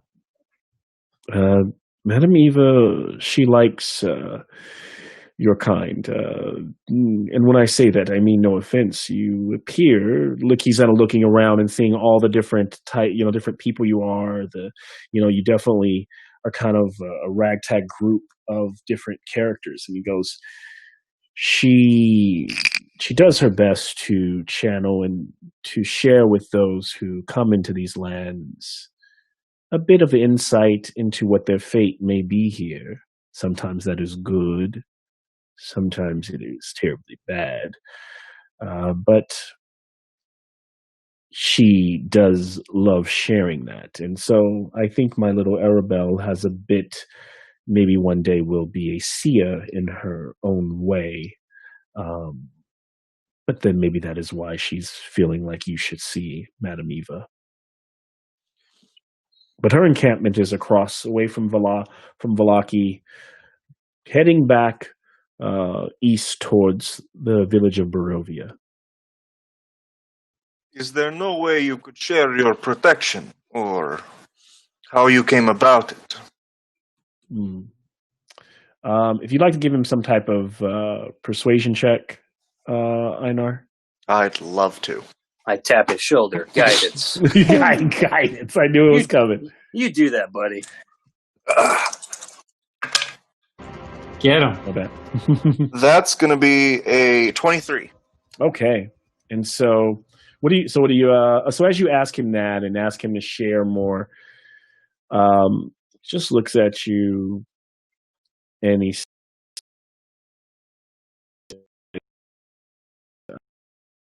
you ask many questions, and his kind of countenance changes and it becomes much more stern. And he says, to survive in this land, when you are asked to do something for a master, you do it. And if you do it well, you are rewarded well. And so, unless you are here to fall in line with the Devil Strahd, as they call him, he is no devil to my people. Then, when he speaks to us or gives us that say that you can be here, then I would allow you to be in this camp. But yes, that is how we have earned our protection by doing what must be done.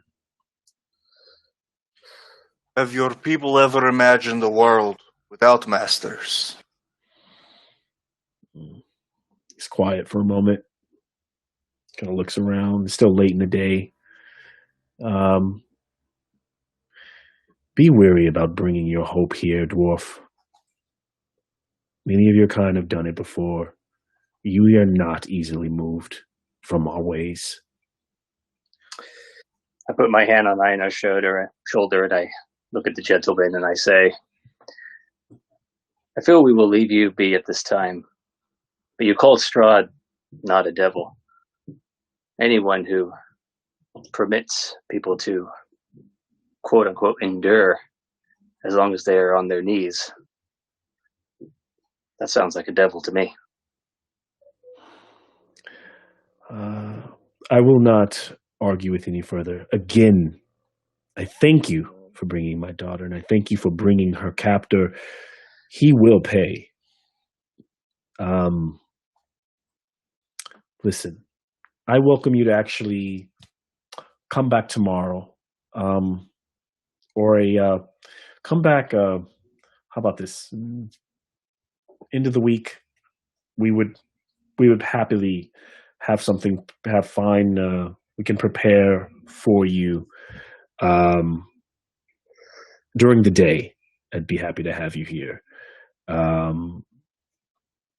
But again, that is what I say now. That's you guys can Thank you press for your him, time. but it's up to you. But Yeah. you get the feeling. I look over it. I think we should go now, friends. Thank you for your time. Just to remember, friend, at the end of the day, a favored hound is still a hound to the master. Okay. Give me a. I guess it'd be persuasion check as well, Einar. You can guidance. Nat, I'm still focused. Nat 20. Oh shoot! So, you say that, and he's turning away from you and walking with his daughter, and he's not even looking at you, and he stops, and he kind of looks over his shoulder, as though he really heard that, and he nods, and then continues to walk, and you get the feeling that while you guys did end up like shooting the shit and drinking drinks with him, you made some type of impact on his character, and that may be seen later from now, but he got something from it.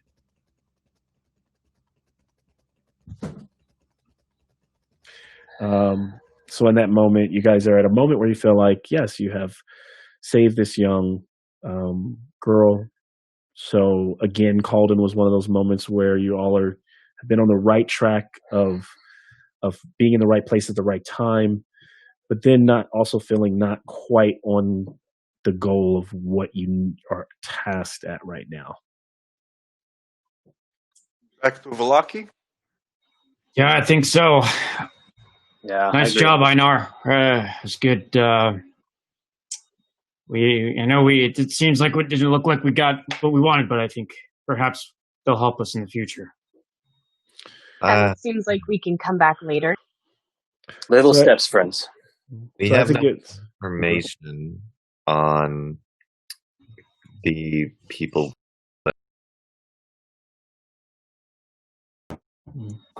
But I do want to help out the people at the tavern with their wine situation. So true. Their winery issue that they asked us to help them with? Mm-hmm. Shortage of wine is a true crime, in my opinion.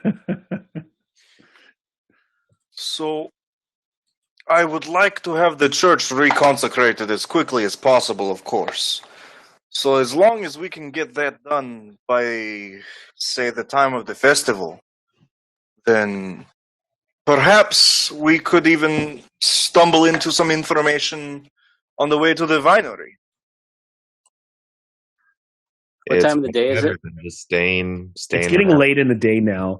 You guys, if it's taking a full day to walk to find this little girl, save her.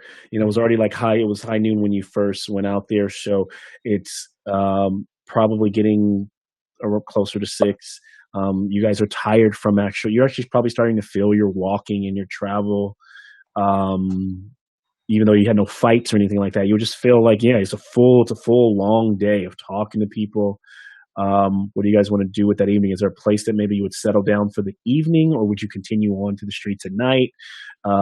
Usually sunset around 7:30, almost 8 o'clock here. Gets dark, and then it usually rises around 6. Miklavash did say that he would be open to talk with us later, and later is now. True. Plus, I mean, there's that gentleman who's going to be performing at the tavern tonight. He looks like a man who knows things, if his stories are to be believed.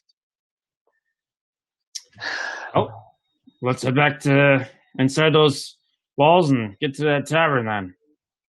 But we should definitely stop at the church on the way. Oh, of course. I know we have Sorry. bones. One track mind. There's a lot going on. Yeah, this. And so you're going to stop at the church on the way back to the tavern. When you stop back at the church on the way, I'm going to do a little bit of kind of speeding forward here. You do see past the minister or the priest, Lucian.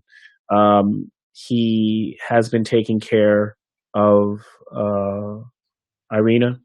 And Ismark has been at her side the entire time. She's feeling better. She actually went out earlier today and went to the market. But he asks you if you're any closer. Of course, you guys are not able to tell him. You're able to fill him in on everything that you do know so far, unless there's something you're omitting from that. He is hoping that you find something soon, as every night that goes by makes him more uneasy. At this point, there are people that are staying in that church at night and hoping that they're being protected. Einar takes a moment to encourage him that if there's any independent investigating he'd like to do on his own, that he is more than free to help us out. Excellent. He will try to ask questions. He will talk to people as he can. A little bit of time moves on towards the evening hour. You guys are there in the tavern. You're able to get some good drinks and kind of relax. You've already got room and board set up. And this Tavio comes out and starts doing his talking and telling very fanciful stories of far-off lands. And some of them actually sound kind of familiar to where you guys are from.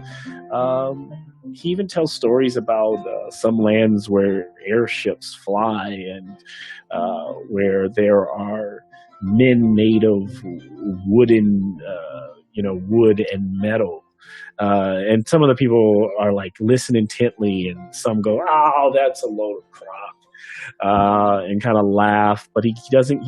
People really like sitting and kind of listen to his stories. And after telling stories for most of the night, unless the party, says anything further, he kind of ends up kind of ready to kind of turn in and gets a little tired, and the place is kind of it's late, kind of closing up shop. Is there anything anybody's adding? Av is having a drink, looking for Mickelbosch and wanting to let him know that he is interested in going to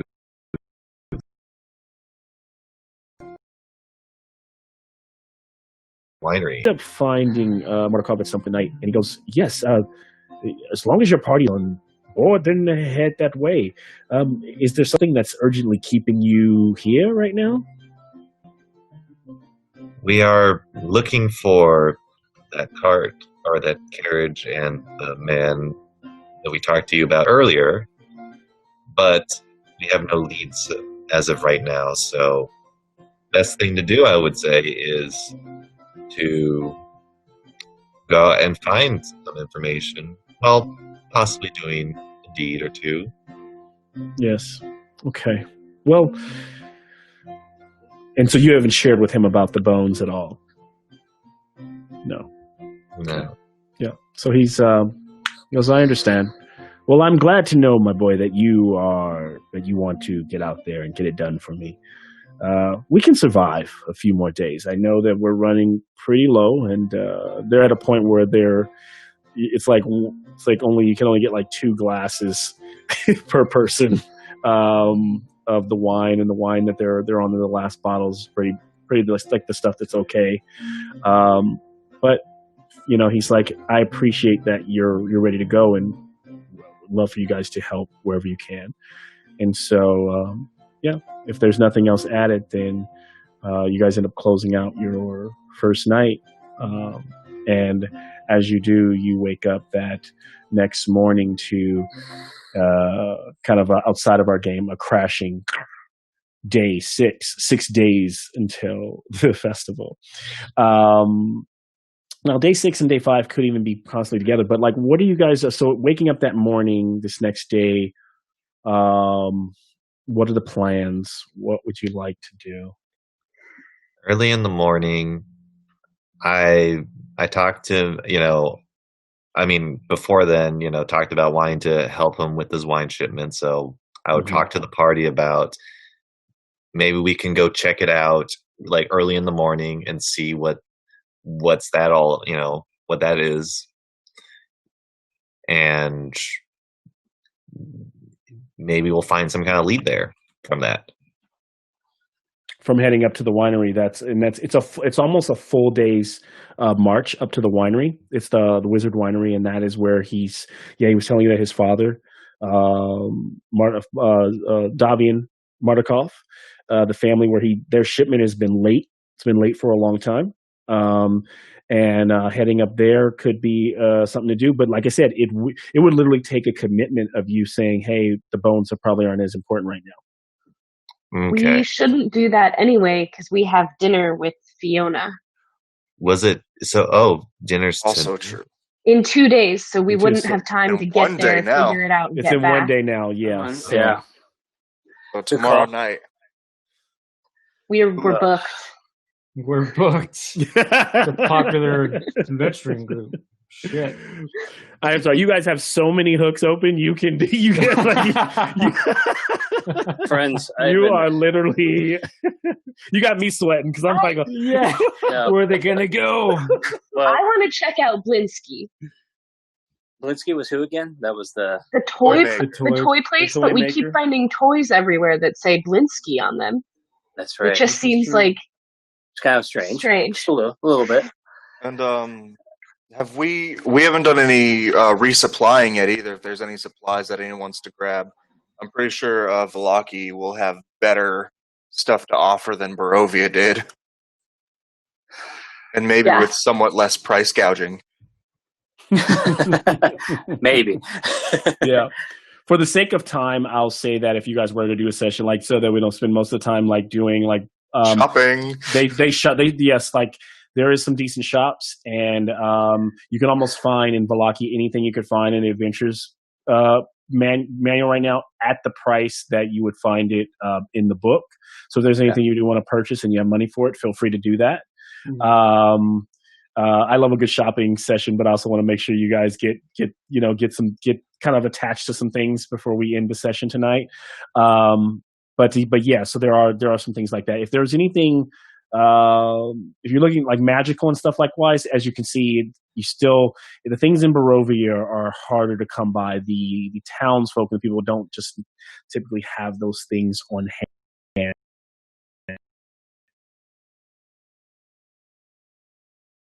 Tav has been getting a little desperate because of they're running out of. Yes, Tav was like, "Give me some wine." So there might be, so you can kind of see that's kind of the reason why he's pushing so hard to go to the wine at this point.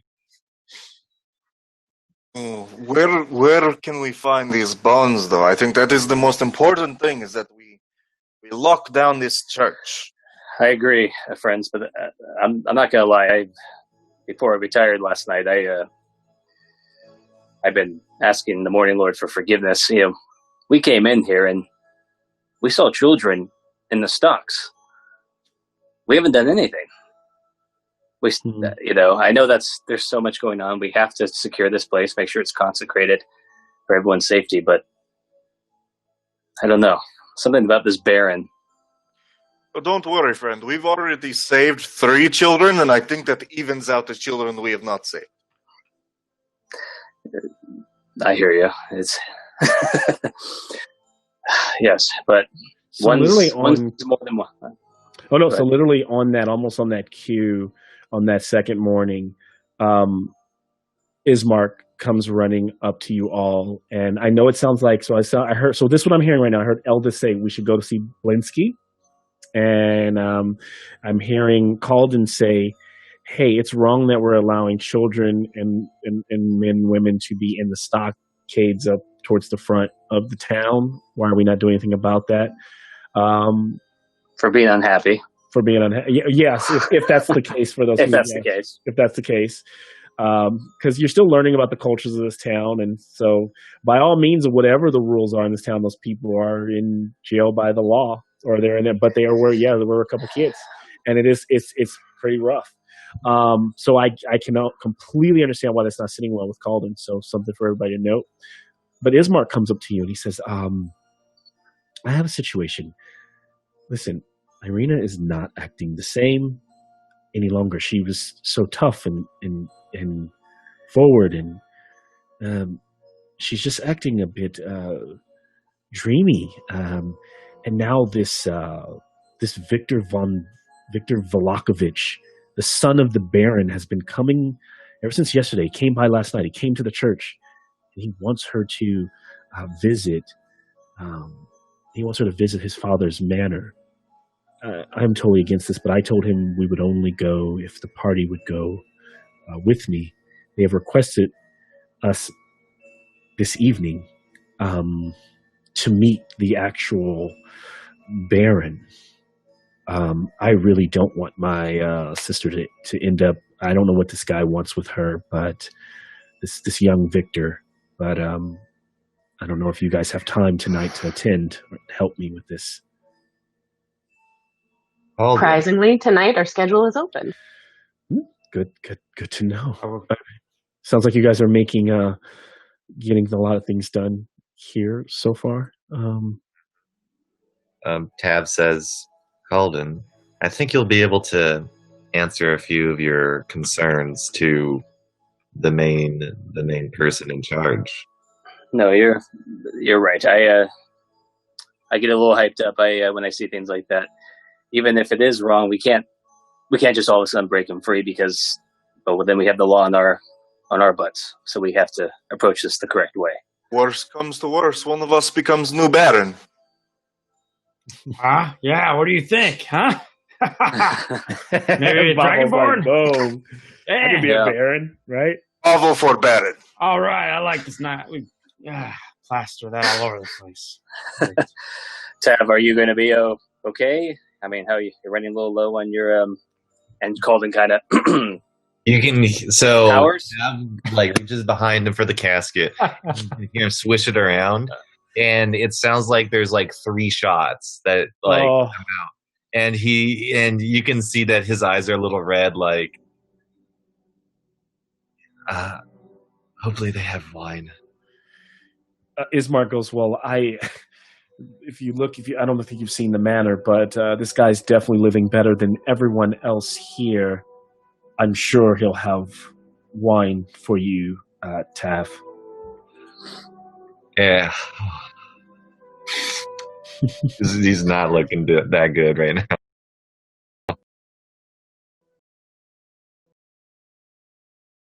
The rest of the day to visit Blinsky's and do whatever else we'd like to do. Yeah, let's go find some magic toys. Perhaps we can get a toy for the Baron. He looks like he likes to have fun. And so as you guys walk through the streets heading towards Blinsky's shop, let me go to where I'd like to share what I have here. So loading. Feel free to talk to each other as you walk through the streets of Valaki. 1 second here. Go ahead. No. I'm sorry to cut you off. I can't. Where we've been finding all these toys again? Just remind me. There was one under the mattress in the old hag's place. Those dirty magpie hags. Yeah. Okay. That was interesting. That belonged to one of the little girl. And then there's the one from the innkeeper's kid. And I thought there was another one. There was. How do they look like? Child. It just says Blinsky. It isn't no fun. Is no fun. Mm-hmm. Is no fun. Is no Blinsky is what they all say. Just quite odd. It's a little strange. A little strange. Just want to check it out. Maybe it's nothing. So as you arrive at this little shop, what you see is this cramped shop has a dark entrance portico above which hangs a wooden sign shaped like a rocking horse with a bee engraved on both sides. Flanking the entrance are two arched lead framed windows. Through the dirty glass, you can see a jumbled display of toys and hanging placards reading the slogan, "Is no fun, is no Blinsky." And do you guys go inside? Let's go. Where we came from. Yeah. Yes. So inside, as you approach, you see a portly fellow. And actually, I can kind of show you what he looks like. But you end up seeing him. Kind of portly fellow comes out, brownish beard, and he's wearing a colorful garments. And he is very soft-spoken. And he walks up and he goes, "Oh, I haven't had anyone come by for some time." And he goes, "Welcome to this wizard of. I'm the wizard of these tiny wonders." And he kind of goes, "No, that's not how it goes." He steps back. He goes, "1 second. Okay, I'm gonna get it." He goes. He stops. He goes, "Welcome, friends, to the House of Blinsky, where happiness and smiles can be bought at bargain prices. Perhaps you know a little child or in need of joy, a little toy for a girl or boy." Yeah, that's how it is. I'm working on it. that was And so That's as good, as you look past him, what you see is that on the shelves behind him, there are the dolls are just kind of weird and creepy. Like there's a headless doll that comes with a sack of attachable heads, including one with its eyes and its mouth stitched shut. And they have little prices. That one says 9 copper pieces. There's a miniature gallows complete with a trap door and a weighted hangman. Oh, I love that game. I love that story. There's a set of like nesting dolls, the ones you kind of like stack on top of you as the smaller they get, until the innermost doll is a mummified corpse. He's like kind of going through showing there's a wooden string of mobile hanging bats with flapping wings. They're all like 9 copper pieces, all of them. Wind up music merry-go-round figures with snarling wolves chasing children. These are his toys. A ventriloquist dummy that kind of looks like Strahd von Zarovich. 9 silver pieces for that one. And so, yeah, this is so as you're kind of looking around, you're like, this is, yeah. That's some dark stuff there, Mr. Toyman. The ventriloquist doll of Strahd is good and inspected. Okay. So as she's looking, he says, "Oh, would you like me to?" He kind of hands it to you and goes, "Look at it. The likeness is so real. He is a little von Zarovich. It would actually go perfect with these the bat carousel." And Tav looks at it and like he inspects the woodwork. And when I look at it, how well is it like made? You get a feeling like it's pretty well put together. Like Blinsky is really good at his craftsmanship. It's just maybe like the mindset behind it is a little strange for all of you. But maybe I'd like him to tell us a little bit about his dolls. Like what makes them so special? We're new in town. We don't quite know. We've just seen these everywhere. Yeah. And we're curious. He says, "I just try to make people happy. And I agree with the Baron that happiness pushes away the darkness, and that if we can focus on it, no matter how hard, focus on the happy, there's no darkness that can hurt us. And so I make toys based on kind of inspired by what I know. Nothing happier than Strahd. I know, but it is sometimes I don't know what you call it, but nice to turn the big bad into something not menacing. Like this guy could never hurt a fly, and he kind of like holds the little marionette arms of the Strahd, and Strahd's kind of flat, and he has like big. He's like literally old school Dracula, flappy red inside cape on his wings. His fangs are super long. His eyes kind of like flap when he pulls the string, and his mouth opens. There's a couple little drips of blood on the lower lip. He probably would not like this toy, so please don't. I was just thinking that. Just curious, are they enchanted at all? These toys? I would like to say they are enchanted with love from Blinsky and enchanted with happiness. But I don't do any magic. I just make toys. And he says, I like to consider myself a student of the great inventor, toy maker, Fritz von Weirg. I've heard rumors that of his greatest invention, a clockwork man who lies somewhere in Castle Ravenloft. If you're going there by any chance, please be so kind as to find the clockwork masterpiece and deliver, bring him back. I would love to have it. Business has not been so good for Blinsky. And he says, but Rictavio has been really nice. He's came by. He says he's going to give me his monkey Piccolo as a pet. And that will make Blinsky less lonely. It's nice to have toys, but they don't move. Tav says to Blinsky, I really appreciate this woodwork. It reminds me of my hometown, my father. Tell me more about him. I used to live in a small forest, in a small village. My father, the only one there that raised me, was a wood carver. He would carve tables, help with building houses, all kinds of things. Even when I went back, he ended up making this casket for me.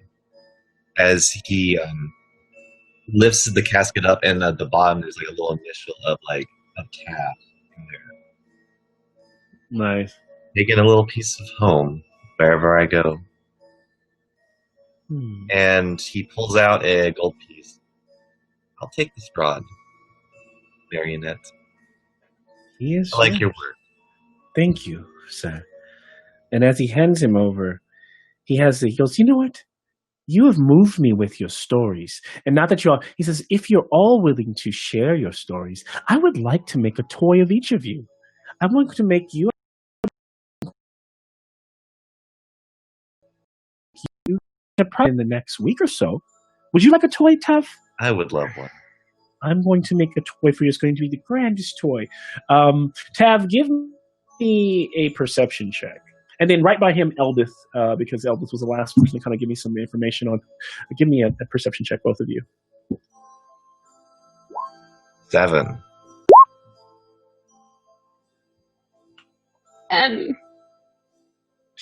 10. Okay.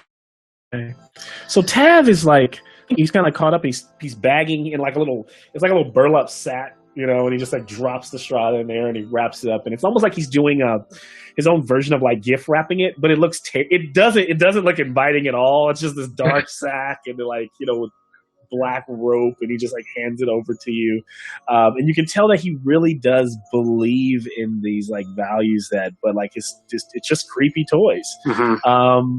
And very Burton-esque in the shop. And as he hands it over the figures, and she sees one tucked behind, and it was close to the Strahd figure, and it was kind of tucked behind maybe the hangman toy.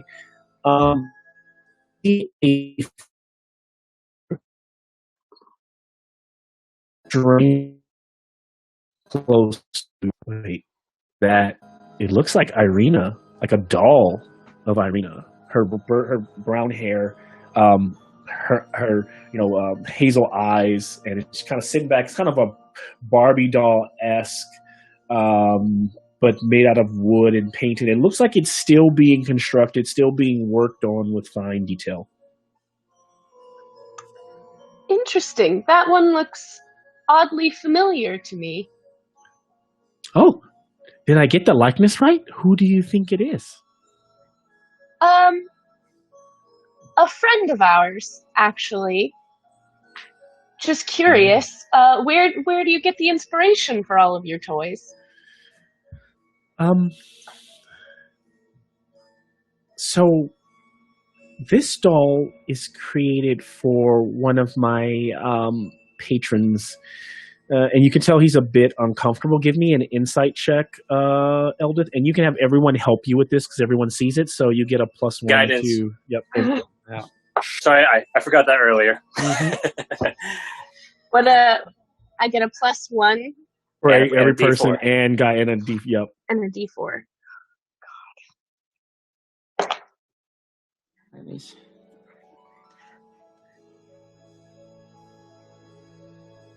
10. Okay. Wow. Wow. And so he goes, yeah, this doll is for a customer who, I think I'm doing really good on, and I'm very happy with. I'm not as happy with the customer, but that's another story. But it's supposed to be modeled after a young woman who I actually believe is here. The customer thinks very highly of her, and so I'm making the doll for him. Well, if it is our friend, I see no reason not to think highly of her. Blinsky, who is this customer and why don't you like them? Not sure I should share that. Oh, but we have inspired you with our story. Maybe you can inspire us with yours. I throw him 2 gold coins. Give us a little more, friend. Oh, why? Thank you. Okay. So the Baron, all will be well. Has I call him a henchman. People call him. His name is. He does a lot of the heavy lifting for the Baron. Often when the guards are putting people in the stocks, he's often there. And in that moment, Calden, you flash back to the moment when you guys first walked into the city, and he was this Isaac. As he says the name, you remember a gentleman, bald head, standing in the middle of the town, shouting commands for the guards to do certain.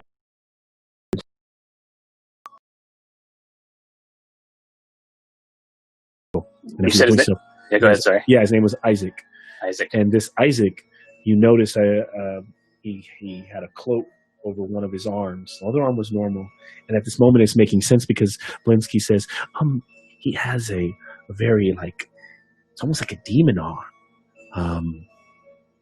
Very unnatural, very large, and he is very strong. And he comes in here, he has Blinsky make him a doll once a month. He does not pay, and Blinsky must make the doll to some person's description that he gives me. This month, it's her. Interesting. Do you have a record of previous individuals that you've made dolls of? I could get that for you. This month, it's her, and Isaac, I know that he answers to the Baron, but to also his son, Victor. Okay. He really stressed on this one that I capture this woman's likeness to the final detail. Doesn't know what the doll is meant to be used for or why, but he just realizes that whoever this woman is, she's the inspiration. Other people have been, I can definitely get you that with this gold, if you could give me some time to gather it for you. Absolutely, and I'm sure it's fine, DM. But I'm just curious. I detect magic in the area. Yeah. And so, as you detect magic, you do realize that the doll itself is not magical. Actually, no. Let me say this: you detect a faint sense of magic in the air, and that it doesn't seem that any one particular doll has any particular magical property. But it does seem that I want to say that you're getting a essence of magic coming from Blinsky's shop, and it's something that, from based on what you guys have all gathered, he doesn't even know is there. But you're not necessarily detecting good or evil. If somebody was to do that, it's a little bit. Yeah, it's faint, but it's there. Yeah. Okay. Well, thank you. Yeah, we would appreciate that list when you're able. Yes, absolutely. Thank you. Is there anything else I can provide for you? Yeah, just make sure you get an action shot when you make a doll of me. Yes. I don't know, action stance, something good, make fire or something. He kind of leans over and touches your muscles. He's like, "Yes, yeah. Whoa, easy. This one's gonna be great." I'm Okay. sorry. I just sometimes That's okay. I get it. I have to get the visuals. Yes, it's going to be amazing. Good. Is there anything else I can help with? But this has been wonderful. I got to talk with people. I got to make some money. I sold a toy. Is no fun, is no Blinsky. Is no fun, is no Blinsky, as Tab kind of followed.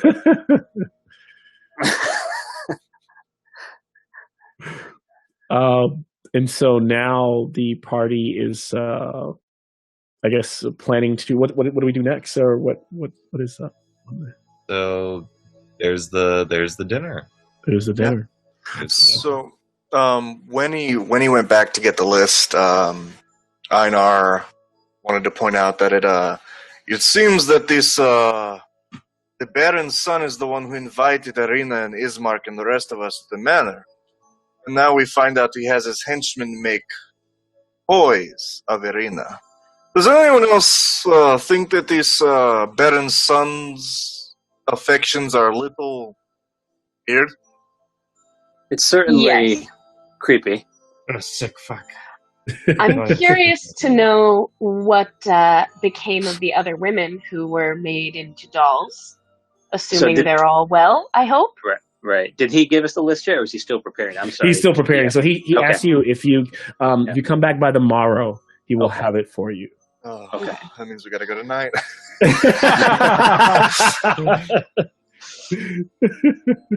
All right. Of course. Well, are we all ready? Let's fast forward.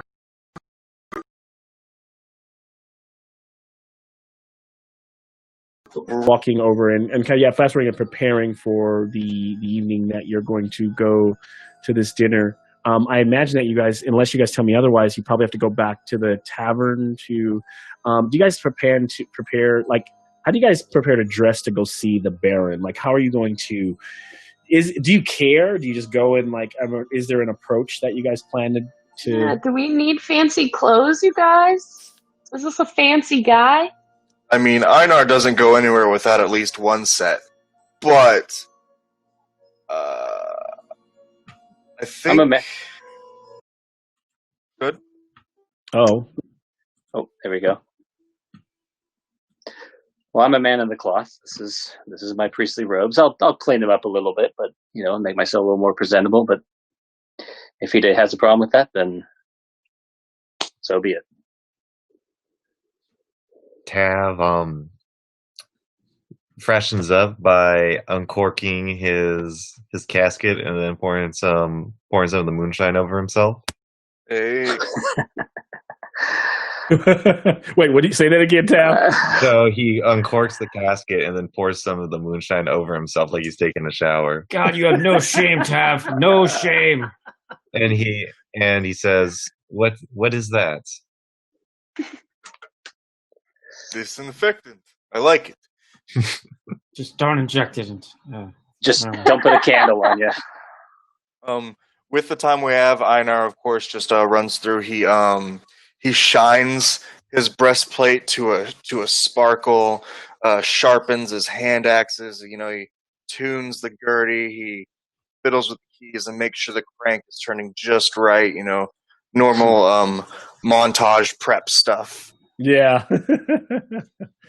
Nice. Yeah. I don't know if this would work, but Babo he's got some earrings that he like. I don't know, like almost like jewelry that he wears. Mm-hmm. He kind of he kind of heats up some of the metal of one.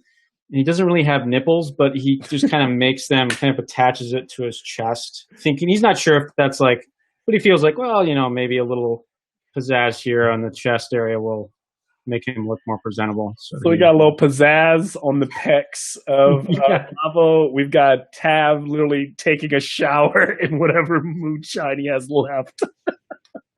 We got Einar, you know, cleaning that armor, getting it nice and shiny. How about Eldith and Calden? I would think Eldith is also shining and buffing up her armor, making sure that red cape isn't too dirty from travel, nice and clean. Yeah, get it nice and clean. Yeah. And so Calden just, you know, makes sure that his holy symbol is clean and presentable. He does it every day, constantly, and you know, he, like he said, he's a priest, and this is how he dresses. Can you guys hear that sound at all? Okay, just wondering. And that's it. So he's just got his priest garb going, and in the two rooms, or the rooms that you guys have, they're kind of like adjoined upstairs. There's a knock at the door, and who answers the door? It's we're at the Blue Water Tavern, and it's just a real quick.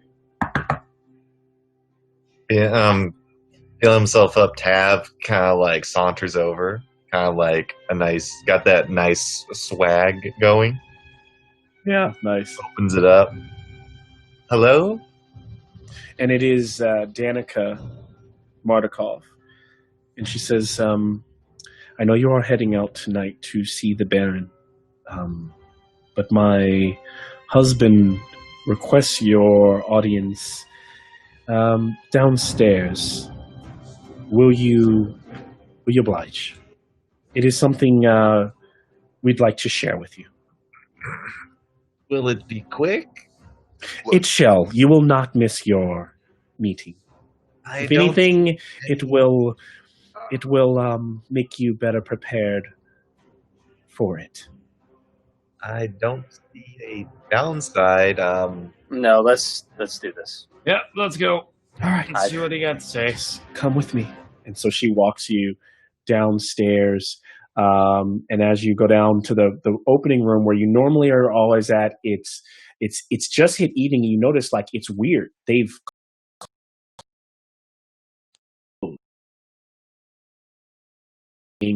there are people. He does have a room there, but maybe he's out or you don't see anyone. And normally this place is like full of hunters that come in who hunt the wolves, and it's just quiet. She says, "Come with me." And then she goes behind the bar to a section behind the bar where she opens a slot and the floor drops in, and it's like a cellar, just down the basement.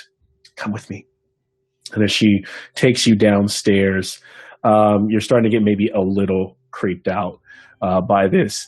And she has like a lantern in a dark room that she leads you guys through, and a bit of cobwebbing. And there's some barrels all stacked, maybe from like empty barrels of where they would keep like fresh wine or aged wine. And as she flickers it up, another light goes on, and you see that Urine is standing there with his two sons by his side. His wife walks over, and he goes and he sets on the like tables on the. She sets she kind of like hangs up on a sconce, and he hangs his up on, so there's enough lighting this little cellar, and you guys are standing on one side of the room, and they're standing there. And he goes, going forward,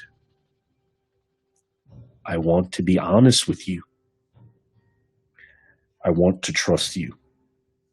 And therefore, I must show myself. I must reveal myself. And I hope that by showing myself, you show who you are, so that we can make a true change here in Barovia.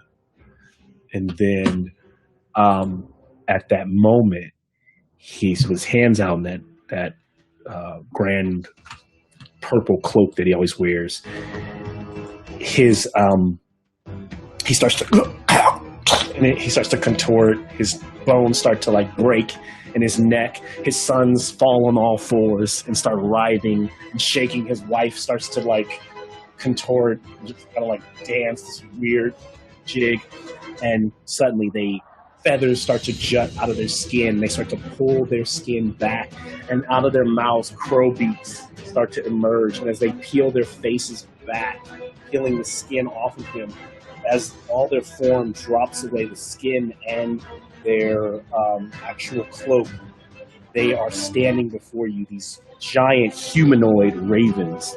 They open their wings and flap them, literally were-ravens with 2 human legs, fully built out, and they just brand both small sons, and they caw, caw, caw, and the shock on your faces as we pull out, as that there's 2 boys that are full raven people, Danica and Urine, cawing, and then they fold in and then look at you. Crash to black, credits. Thanks for playing tonight's episode.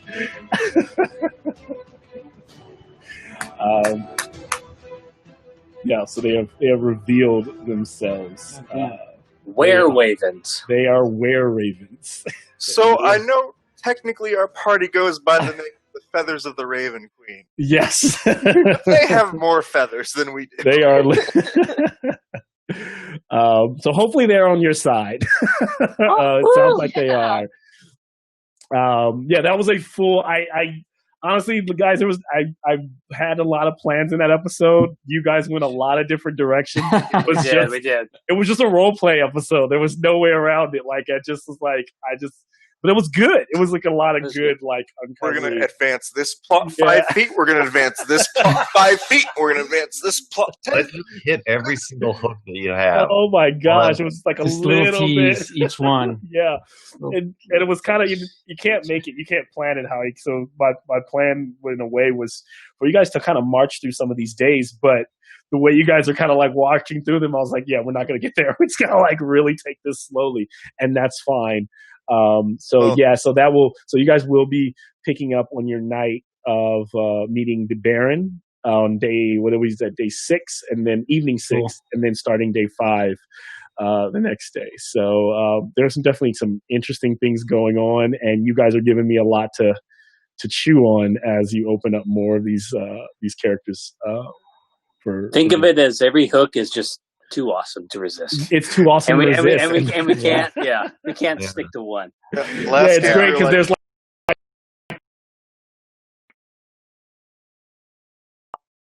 where like I was like the big win. I was like, is that I think I was like, that's what I took from this episode. I was like, they've convinced Aaron it's worth sharing who he is, because the Rare Ravens have kept that secret for ages. You're like the only people to be like shown who they are. Wow. Because we're blessed by the Raven Queen. Yes, and You just so had to mention it. the Raven Queen was Dang. a dead like okay. And so my Were Ravens are definitely connected to the Raven Queen. So it's like, okay, All right. these guys are the guys we have to talk to. And Malcolm, was it the Ravens that I noticed, and who was it? Who else noticed? So you noticed them. So I've been dropping these hints the entire time. In the first very episode you guys came in, there was a Raven after Strahd fireballed you. There was a Raven that flew up to the top of Castle Ravenloft and stood there and looked at Strahd's Raven, and they were like red eyes versus blue eyes, kind of like. And so the blue-eyed Ravens are kind of. And so the blue-eyed Ravens are kind of, like, now you'll end up knowing next episode they're the some of them are actually were-ravens and some of them actually or the were-ravens. The were-ravens use both actual ravens to scout and to pick up information throughout the land, and they actually use their actual were-ravens. So, but Strahd also uses ravens to his Right. So now you guys know the side that is on they're on your side. The war for Barovia continues. Yes. So and there were some good wins, and so yeah, I'm definitely interested. I'm still waiting to see what Einar wants to do, who he wants to. I guess this could be a chance to talk to the Baron about convincing the people to be against Strahd, because Baron is against Strahd to some degree, I mean to all degrees, but he just goes about it in a way that is quite oppressive. Not great. So yeah, it's gonna be it's a good this is like this I feel like these episodes are gonna be great. It's like a good little they're just building towards a very big moments. And we've got 2 fancy dinners in a row. That's 2. Yeah, man, I'm so hungry. Right? It's gonna be good.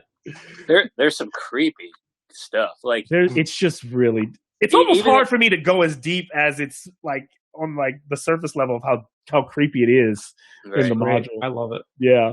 I do too. Linsky was great. Linsky was great. I'm that's so a great glad character. we finally got to Blinsky. I have had notes all over the place.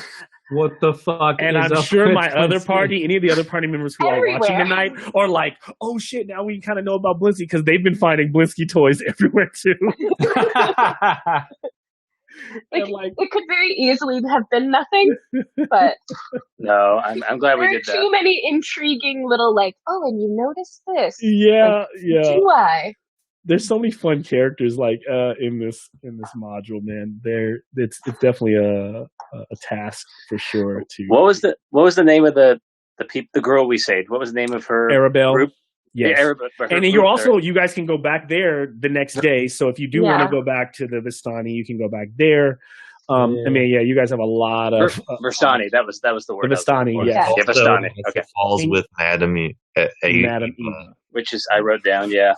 And Madam Eva, here's the thing. You guys, everybody but Calden, I know it's a lot. We've been playing for a while. Sure. You guys have met Madam Eva. You met her on the way up the mountain.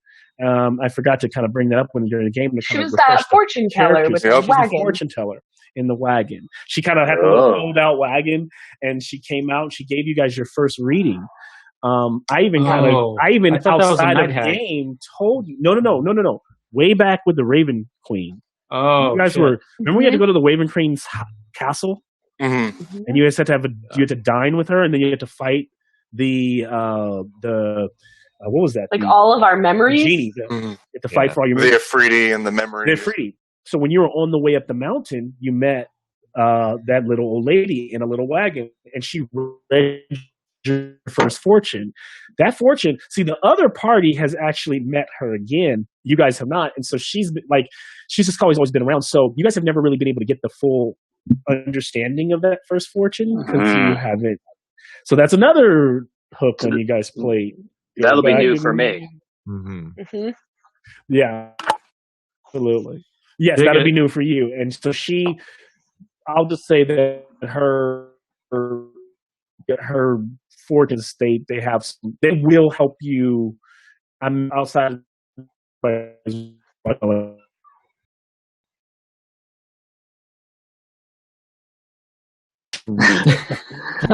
framework to the major overarching things. It's a little funny. If you really want to kill, a little. Okay. So I imagine you guys probably get I picked up some of it, but yeah. You cut out almost for that entire thing for me, which is just completely you know what? True. Maybe irony. that was meant to be. Yeah. So I'm just gonna leave it at that. I'm gonna say this. Yeah. You should go see Madam Eva just for some reason at some point. All right. No. That's what we'll say. Maybe that was the Raven Queen just saying they're not going to hear this. Yeah, she's just like, nope. Need to know basis. Yeah. Yes. Thank you guys. Thanks, y'all. Thank you for the game, guys. Thanks for watching. Thank you. See you guys in 2 weeks. All right.